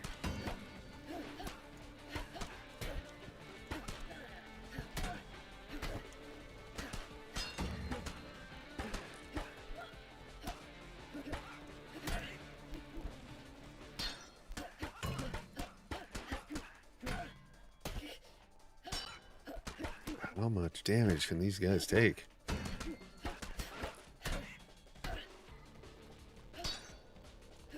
The character, the enemy guards look like, I don't know if you've ever seen these, but they look like the G.I. Joe bats, which were the android robot army of, like, what's his name? Cobra Commander. So, I don't know. That's what they remind me of when I see this. All right, so we're finally to the next level. Oh, I thought we had the card. Where did it go? Collect card. We have the card. Oh, do I have to do something like pull it out of my pocket or something?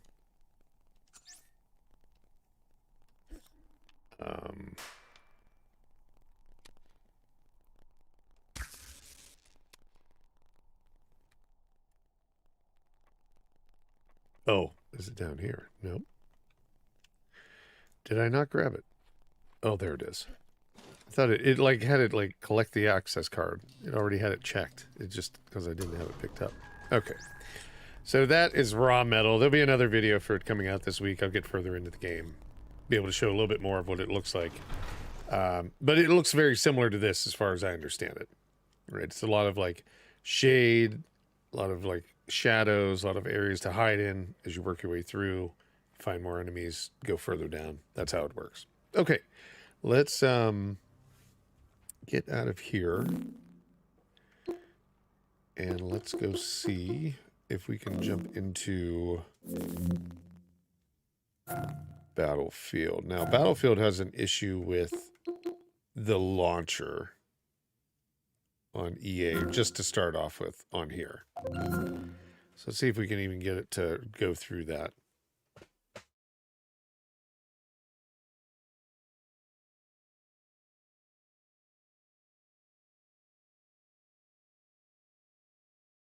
What we may have to do is jump out.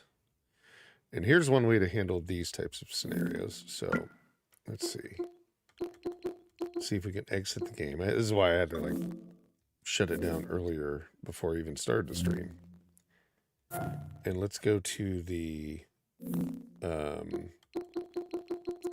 desktop side and try launching it from there.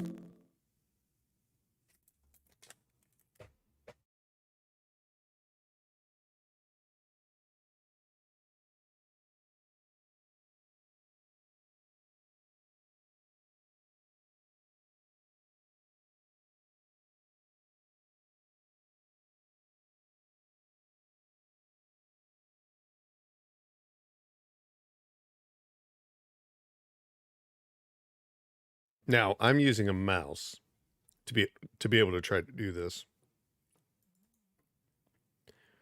because we're on the desktop side of the Steam Deck.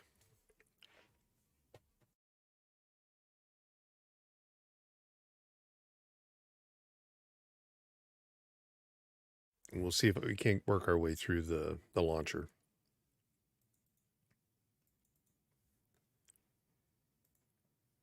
Oh, it's opening down in the other window. Hang on. There we go. We'll go to library. Try that, and we'll hit play. And hopefully we'll be able to see like what we need to click on. And usually once you've set this up on one, now this doesn't mean that the game runs on the device. But usually once you've set it up on the launcher on the first run, you don't have to worry about it. You can go back to the Steam Deck side and never have to worry about this again. Maybe you might have to worry about it if they update their launcher or something like that. Once you get in there, then that doesn't necessarily mean that you can even play because there's anti-cheat, and that's the component that I think is the concern. But we've gotten through the launcher part. We'll check that then.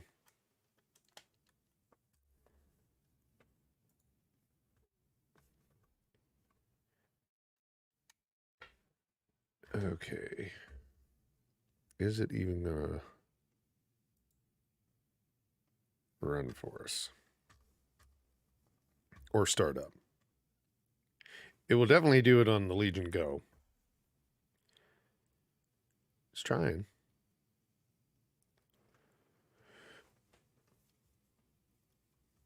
And it's saying it's running.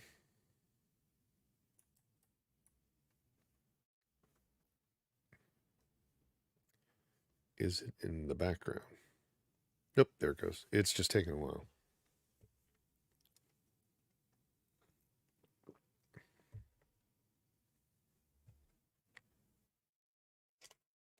Still trying to finish my breakfast here.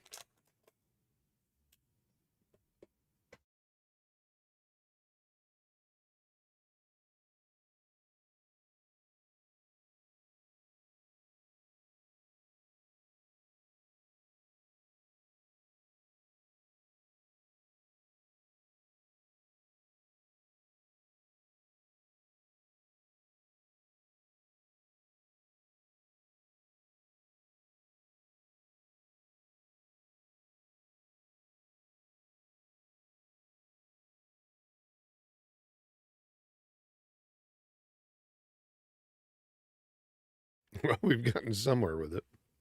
I don't know if we're getting any further, but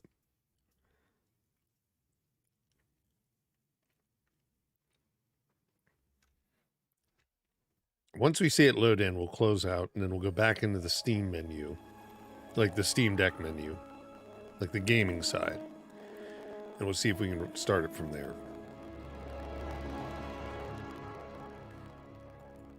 Okay, let me just click through here. Good. Okay, so we're in the menu. Let me quit out here. Do all that stuff. We'll let it stop. And then we'll switch over. We'll see.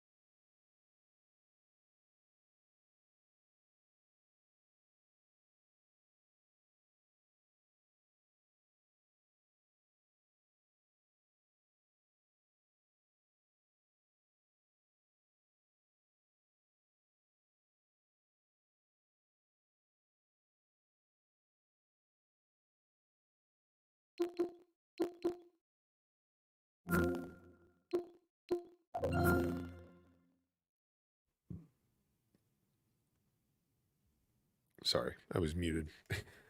Now we're back into the Steam front end. And Steam Deck front end. I keep saying Steam front end.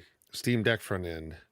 And we should be able to start the game without having all the launcher pop up and having to click through anything or do anything like that. It's still going to be there, but like it's doing its stuff as it needs to. We don't have to interact with it.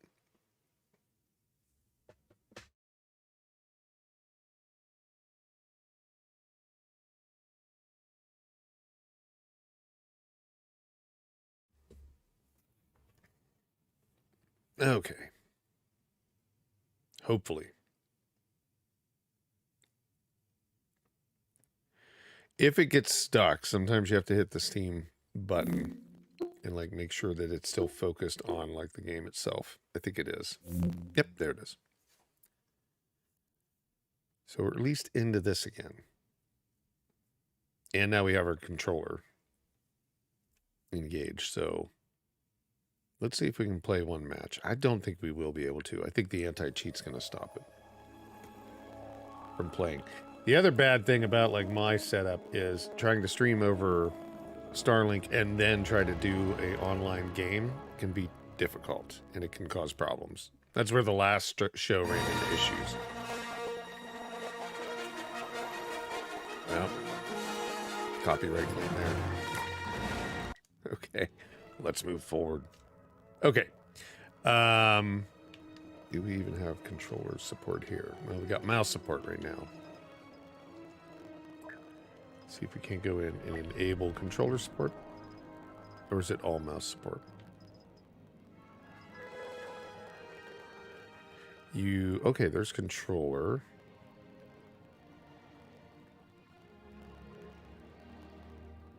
And there's nothing I need to change there. So we may need to go get a setting from the controller, like community controller layouts. So let's see if that's there.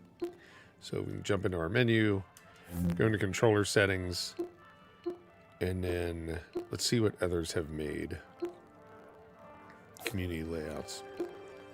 Gamepad, Xbox One controller, console-like experience. Gamepad, remove left shift. Let's just do let's do the top one here. The most rated. That's what we'll use. Okay, so the menu structure or menu settings, you can only use the mouse part. We're at 720p.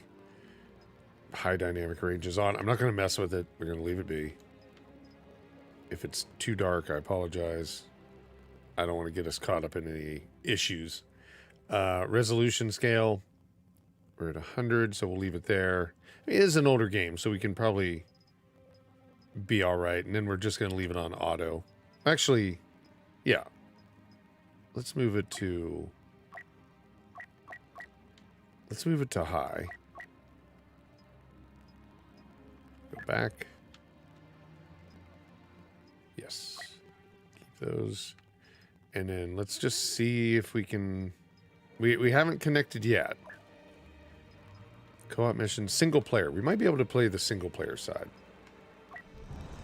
That would be interesting.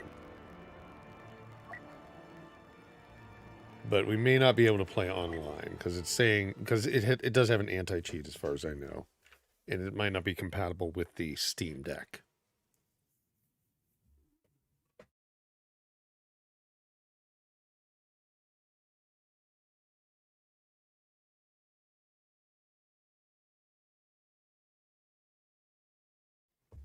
All right.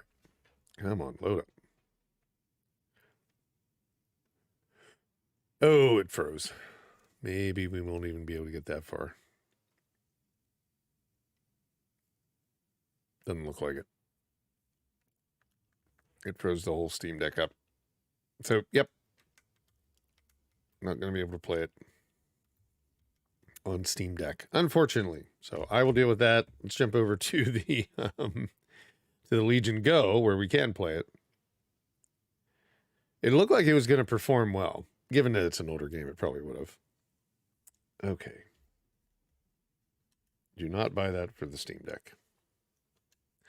Who knows? I mean, in the future, if you were to get it on a sale like that, where it was bundled with a bunch of other games, it may work just fine in the future because they continue to do a lot of work with Proton to be able to support that. But let's try it on the Legion Go here.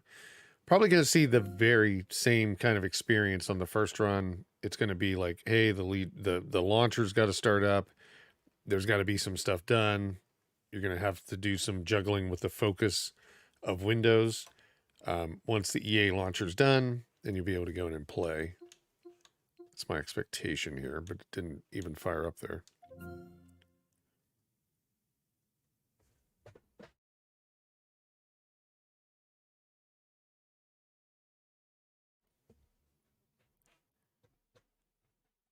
Hopefully it'll all play.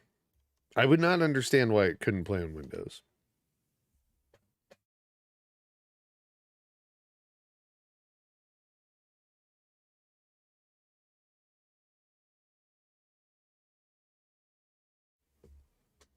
Maybe. Maybe.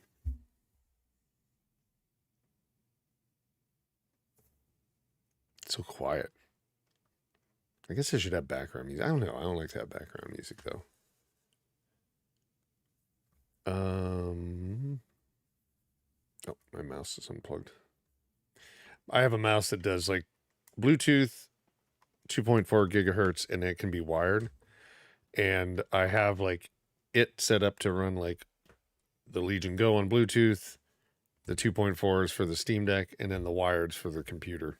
So I can at least jump in and like try to adjust something if it doesn't work out. Then I have the same thing with the keyboard and mouse. I can just kind of click through. See, it's running in the background. This is what I was saying about that focus. Like, it shifts around on you, and you don't know like where things are in the background. So I had to Alt-Tab with the keyboard to go find where Star Wars was running. And it was running in a window in the background. Let's see. So there's our... Let's just jump... Well, you know what? I'm going to take the mouse off again. Because it's easier to control with the mouse right now. Let's jump in and take a look at options really fast, because I don't know if it would have carried those over. 1920 by 1080, good. Everything looks right there. What were we going to do? We were going to do like medium settings. So let's try medium on this at 1080p. No, we were doing high. That's right. Let's go back. And then let's go try and kick it off.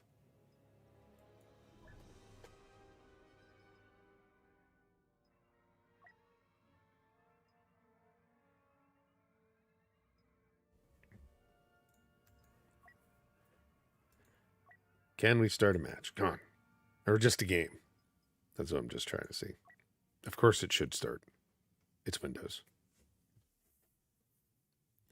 Not that Windows solves everything, but it was made for Windows.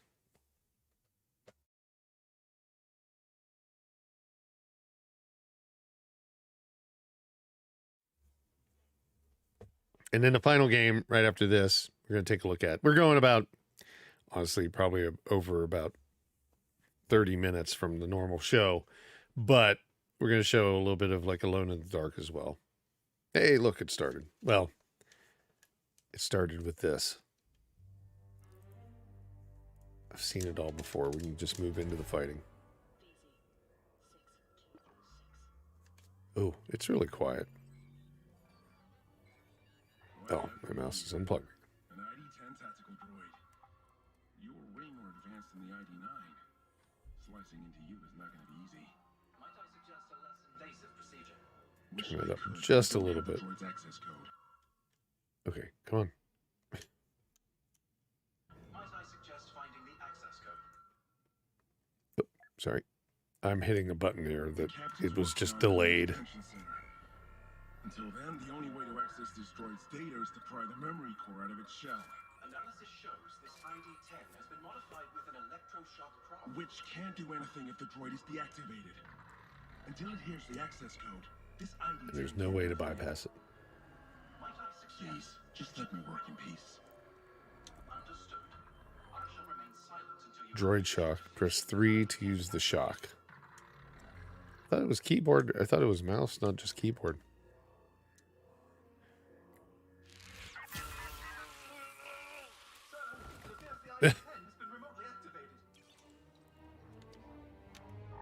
Well, it does have it. I don't know. Like, I think you would have to go in and get like one of those controller layouts. Like, I can control that. Let's go in and see here. Oh, maybe it's got me stuck. Maybe like I'm having to follow it. Because I can do some things. But not much. Whoa.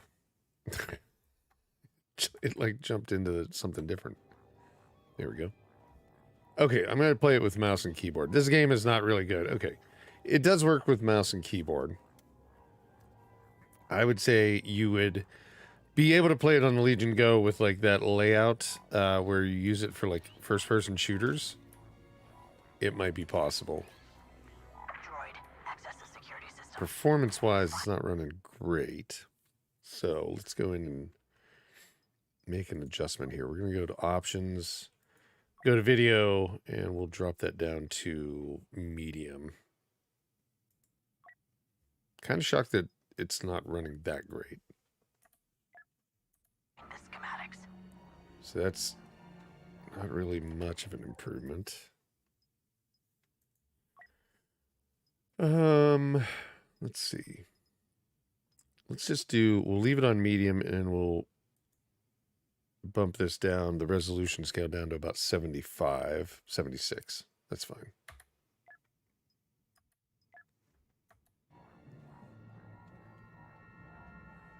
And then our FPS counter. Okay, so 50s. You could probably get, if you put it on low and everything, you get, well, now it's 45. You might be able to get it a little bit better. G. Those itches.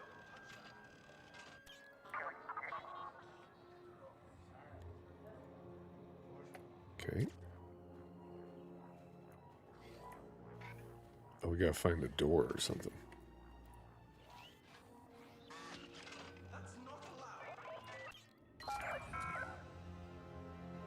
Must be our person. Use the ventilation system to reach me. Oh, there we go. No, that's not right.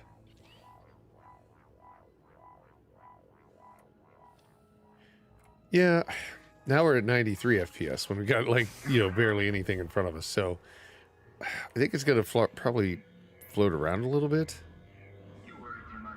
in terms of performance. Like in here, it's kind of holding nice and steady, like 60s. But I don't think... Oh, jeez. Okay, go. Oh my god.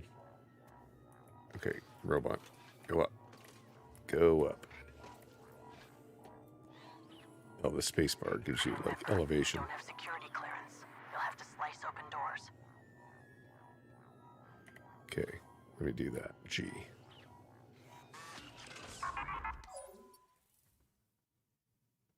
Oh, and you got stealth? As a robot. Man is expecting updates before Endor if possible. Yeah, 60s.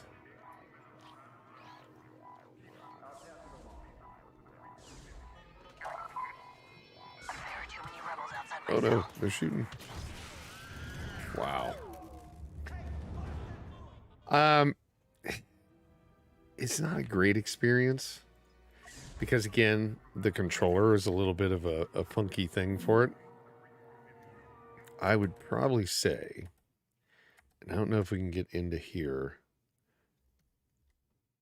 to see the controller layouts, but I'd probably say there are some community ones that are a little bit better, but you're still probably going to have some funkiness with them. TTT VM Acoustic, welcome. How are you? Thank you for stopping in. But let's go ahead and call this one not really worth buying. I mean, the game might be okay, but in general, its performance is not amazing on these little devices. It's much better with mouse and keyboard. I'm doing excellent. We were just trying to get Battlefront 2 to run on the Legion Go, but still, I think it's better with mouse and keyboard rather than controller. Even though there's a couple different controller layouts that could probably work. Just doesn't seem as good. But if you can get it cheap enough, you can toy around with it. I think you'd be okay. Let's jump into the last game we're going to take a look at. And we're going to check out Alone in the Dark, the new one that just came out this week. Battlefront is fun. I will say that. I wish they would redo these ones instead of, like, doing the other ones, because that one was, man, that was rough. Okay. Let's go in here. Come on. Go. There we go. So I have run this on the Legion Go. I did get a chance to run it while I was down in San Fran, and it ran pretty well. Surprisingly, if you would have asked me again, I would have thought Dragon's Dogma 2 would have been a better game for launch, this week. Of the two, although maybe not everybody's into, like, the Alone in the Dark series or the horror side of it, the game is a little bit more polished in terms of development. So Let's go ahead and take a look at video here. We're going to do full screen. We're going to do balanced on FSR. And we're going to attempt to get it at 60. So we'll go low settings and we'll see. You ever played this game? This one's interesting. This one, you know, kind of, if you've never played the franchise, it's kind of what maybe inspired Resident Evil. It is horror, in a way. It's psychological horror. So it's like Lovecraftian a little bit. It's not like jump out and scare you type horror like, you know, Resident Evil is. It's more along the lines of like a Silent Hill style, like psychological horror, where it's just always building and you always feel uncomfortable, right? In that sense.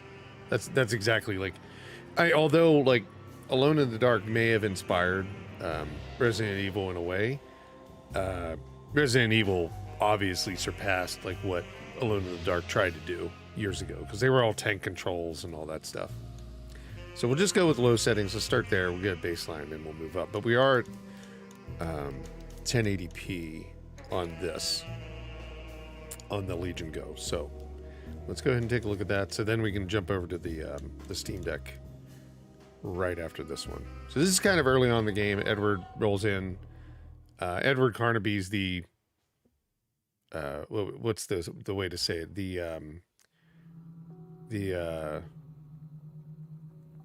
The male protagonist side of it now. He's always been the focal character, but he has a counterpart in this that's female.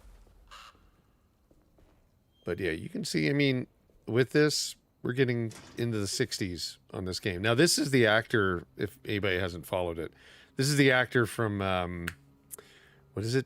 Stranger Things? I don't even know what he was, because I never really watched the show all that much, but he was like a dad, maybe, or something. He had a really good SNL skit where he was doing like the Joker, but he was Oscar the Grouch. It was for the Joker movie, but it was like Oscar the Grouch, right? Kind of thing. It was excellent. It was done really well. They filmed it amazingly, and he's a great actor. So let's see. Do I have the key? Nope. I need to go find the key. You can see things streaming in, though, on it. You obviously, the buffer on the memory, streaming the game into, you know, while you're playing, like streaming new areas in and that stuff, you'll see it get like really like blurry. But then it'll catch up. So we'll toy around with it. It's one of those games where maybe it's a little bit better when it's like 30 frames per second rather than 60, because there's not huge action in this. But, you know, if I think everybody could have their way, every game would be 60, and most people would start to, you know, bark that, hey, it should be actually 120 or 144. We need to find a key. I've got bullets. You can't go up those steps. I thought maybe you could get up to that floor, but he doesn't walk up there, so he won't go up them. So the key's probably going to be somewhere around this area, since it's kind of like everything in Resident Evil. When you need it, it's kind of close. Or I guess maybe not just Resident Evil, but maybe like Silent Hill even. Things are closer if you're like near them. There's a key. Okay. So the timeline, there's every time they do Alone in the Dark anymore, it's always like Alone in the Dark, right? It's not like Alone in the Dark, Mysterious Tides or something like that, or any kind of like subtitle. It's always like they're reimagining what the Alone in the Dark world can be. So now it's taking place in like the 30s is kind of the time frame, where the original one probably took place somewhere close to like the 50s, and then like the newer ones, well, the ones before this, but they were closer for like PS3 and that stuff. They were like current day type things. But yeah, I mean, overall, the performance on this device, they've done a pretty good job. Every day Now, your silence lots of weighs story, on me lots of heavier. books, things like that that It's you'll run been a into, you're difficult reading. It's year all for voiced. everyone, and Nice. many It's have very nice. lost all hope. I read in the papers about. Here, we'll stop that. Let's just adjust something really fast. So, we can play at 60 with that, but let's see if we can bump up. Let's try bumping up to medium. Let's leave FSR on balanced. And we won't try adjusting here. Hey, thank you, TTVM. Appreciate it. Anytime. Appreciate you stopping in. Have a great day. Let's see. Okay, now let's apply these. We'll see what it looks like. Go back. Now, there we go. So we're still getting 60. A little bit better fidelity, right, in that sense. A little bit more shadows, lighting effects. Maybe a drop here and there, you know, below 60. But at 1080p, this game is, it's really nice. Really looks good. I will probably, just given the fact of like the way that I play games anymore, I will probably play through this game before I'll play through Dragon's Dogma 2. Until they can get it running a little bit better. If they ever do. That's always a tough thing to say. Lighting effects coming through the windows. Where was that? I saw something pop. Oh, there it is. More pistol bullets. There is gunfighting in it. Because there's enemies or whatever. Not, you know, horror monsters, whatever coming at you. But I would imagine it's very similar to like the Resident Evil world where bullets and ammunition are somewhat limited. Looks like our health is like whiskey. Makes sense. Some rat poisoning. What was that? Let's see. That thing on his back, I always think is the a cursor or something like that circle. It's in the light sometimes, and you're like, oh wow, why is that always on his back? But it's his belt, like his shoulder. What do they call that? Shoulder holster belts, guns.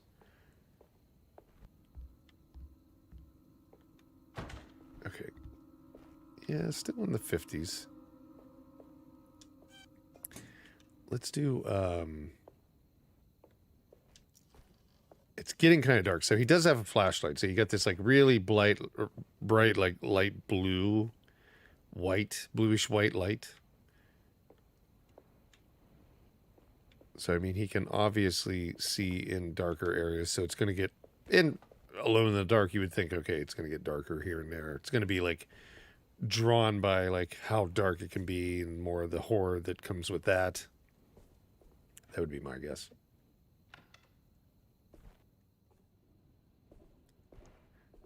But let's now that we've kind of seen a little bit of performance on this at quality settings. I mean, I don't know if you could go up any higher or not. Let's try it one more time.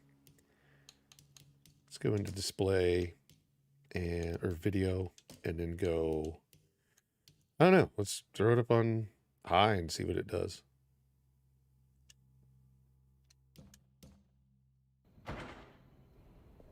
Yeah, a little tough. That doesn't look safe. Oh, can't pass through that yet.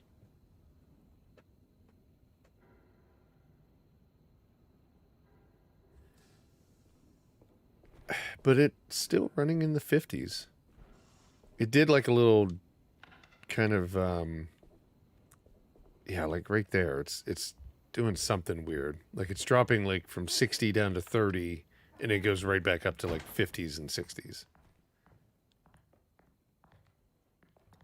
Probably what I would suggest is like maybe go. Now you could tweak in between, but maybe you'd be better off if you can get it to take on medium, but then like put FSR on quality. I think that would be my preferred. And maybe even go into high and just adjust things around a little bit. but FSR always on balanced is okay, but quality is much better to me. I'd rather be it on medium at 1080p with FSR on quality than like high settings with, you know, 1080p on like performance. Just wouldn't look right to me.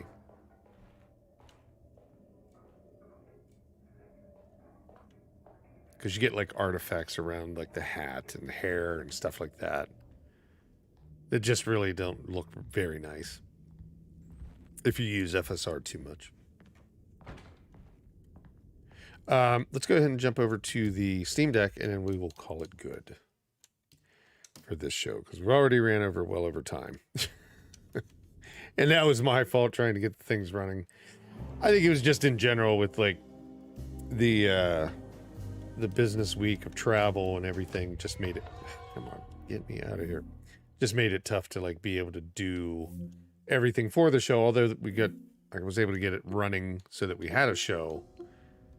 It just wasn't ideal because I never got a chance to play like 2 of the games to be able to even see how they would run. So, let's fire it up on the Steam Deck.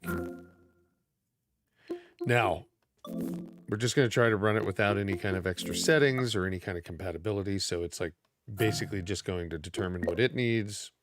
You know, use our keyboard or our controller layout that's standard. And hopefully we can pick up on our save point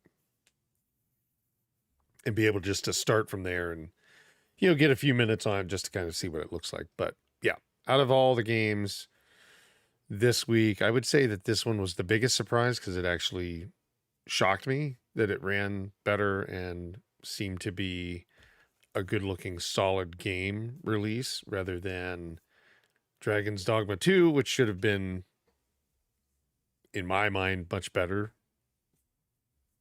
than it is. But then Raw Metal's like another one this week that did really well. So happy with both of those. And, you know, given that I can play Dragon's Dogma on a much bigger PC build or system, I'll try it, toy it around with it, take some video, do some high quality like 4K capture with like HDR and all that stuff, throw it up on YouTube for everybody to see as well.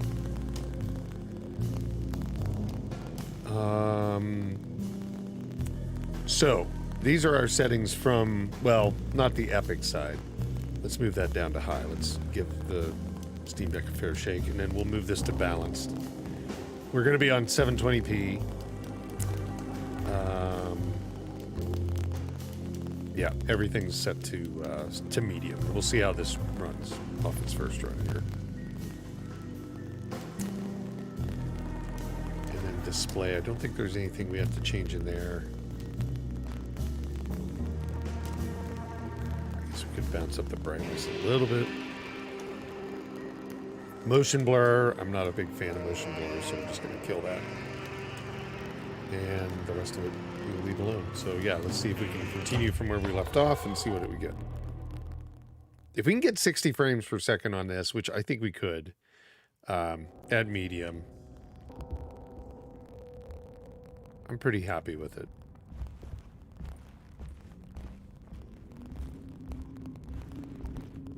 I mean, it's holding 60 here, nice. Let's try this. Let's just go right in and try to push it up instead of messing around. So, let's do quality and let's go with high and see what it does.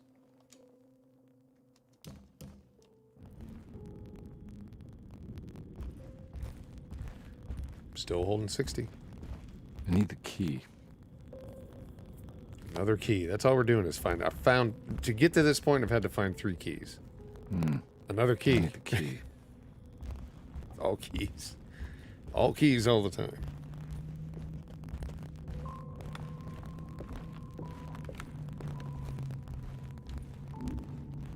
It's really dark up here. Let's turn the light on.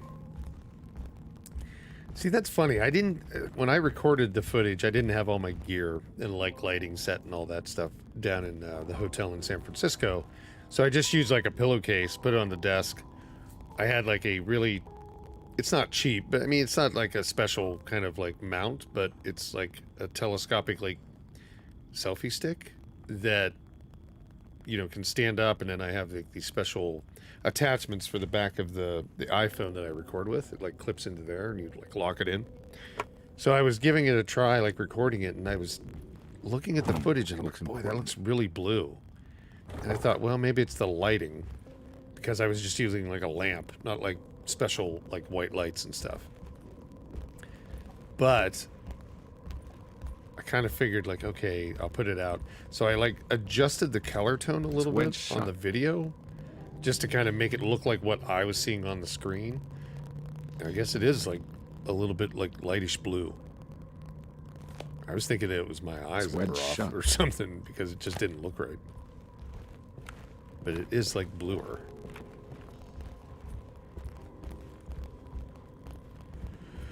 Alright, those are all locked. So yeah, we're at 60 on high, on quality. That's really good. Let's just try one more step on the Steam Deck and see what happens. I'm sure if we go up to Epic, it's going to cause a problem, but, or not cause a problem, but cause it to drop. So we're on Epic, quality FSR, 720p. Yes, apply. Right? Epic. Yep. All that. Look at that. FPS is still 60. That is some good work on their end. Congratulations, THQ. Well, whoever the dev was. I didn't look at the dev. I don't know. Who is the dev of this game? They did a really good job there. I don't know if it'd be optimized for the Steam Deck, but it might be. Now, if we were to drop FSR altogether, could we... Okay, turn that off. Yes, apply. Yep, it's off. Okay, now we're in the 40s.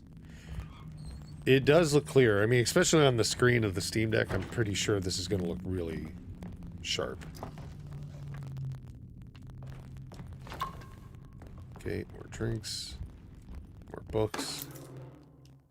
Sunday, June 22nd. I like that they did voice over everything. That's nice.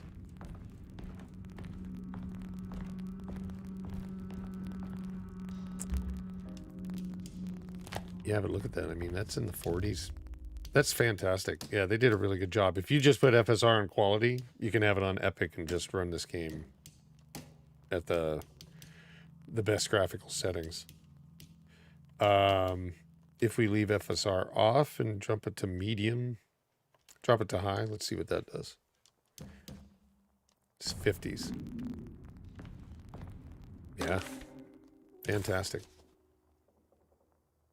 So, I think we covered a good bit. Oh, there's the key. Good. More keys. I think we covered everything here. The shows ran over a little bit long. Excuse me. Hang on. Sorry. Still have lost my voice from talking down at the show. So, appreciate everybody for stopping in. Glad you got a chance to check out these games with me. Thank you for voting on all these. So everybody, when you're watching this show, all of these titles are voted on by you, the audience. What you do is subscribe on YouTube. Every day I put up a poll. It normally goes up around 6 a.m. Pacific, and then you just vote out of the 4 games, vote for one of them, and then that one moves on to the show, and we do 5 of those throughout the week. So there's 5 games for every show, and then I pick one. So the way you get to vote is by subscribing and then going in and engaging and like kind of like voting on your items. You'll get notified. Make sure the bells notifications are set up, and you can vote on what games to see on these devices each week. We'll kind of walk through, talk about things in gaming, talk about the games themselves, talk about my thoughts about them, and then call it good at around noon. But we went over by like 45 minutes, but that's okay because it was just one of those weeks. But I do appreciate everybody for hanging out. Definitely like and subscribe. If you follow on Twitch, follow over there. If you're on LinkedIn, go follow Fog Media. I would like to actually move the stream over to Fog Media rather than under Greg over on LinkedIn, if we can do that. But I think you need 150 follows on that, and I've got more followers than I need, I think, over on LinkedIn and personal page, but on the business page, I'm not sure what it is, like 50, I don't know, something like that. So I think you need 150 over there. But for everything else, for Twitch, for Twitter or X, for Facebook, for YouTube, we're very good there. We're gonna hit 10,000 subs on YouTube, I think, by the end of this week, maybe the beginning of next week, something like that. So I do appreciate everybody over there subscribing, liking, commenting on all the videos. There's a lot of comments. I don't always get to them, but I'm going to try this weekend to catch up and read through all those. There's funny ones. There's ones that are just trying to, share their opinion on thoughts on the channel or the game. And then there's ones looking to help, and there's a whole community over there that does help answer questions as well. So do appreciate everybody over there. Thank you again. Everybody have a great week, and I will talk to you next Saturday, if not before then. Why is my mouse not working? We're not going to have our music to go out on. But yeah, we will hopefully not have too much craziness and be able to get back to business as normal by next Saturday. So have a great weekend. We'll talk soon. Bye.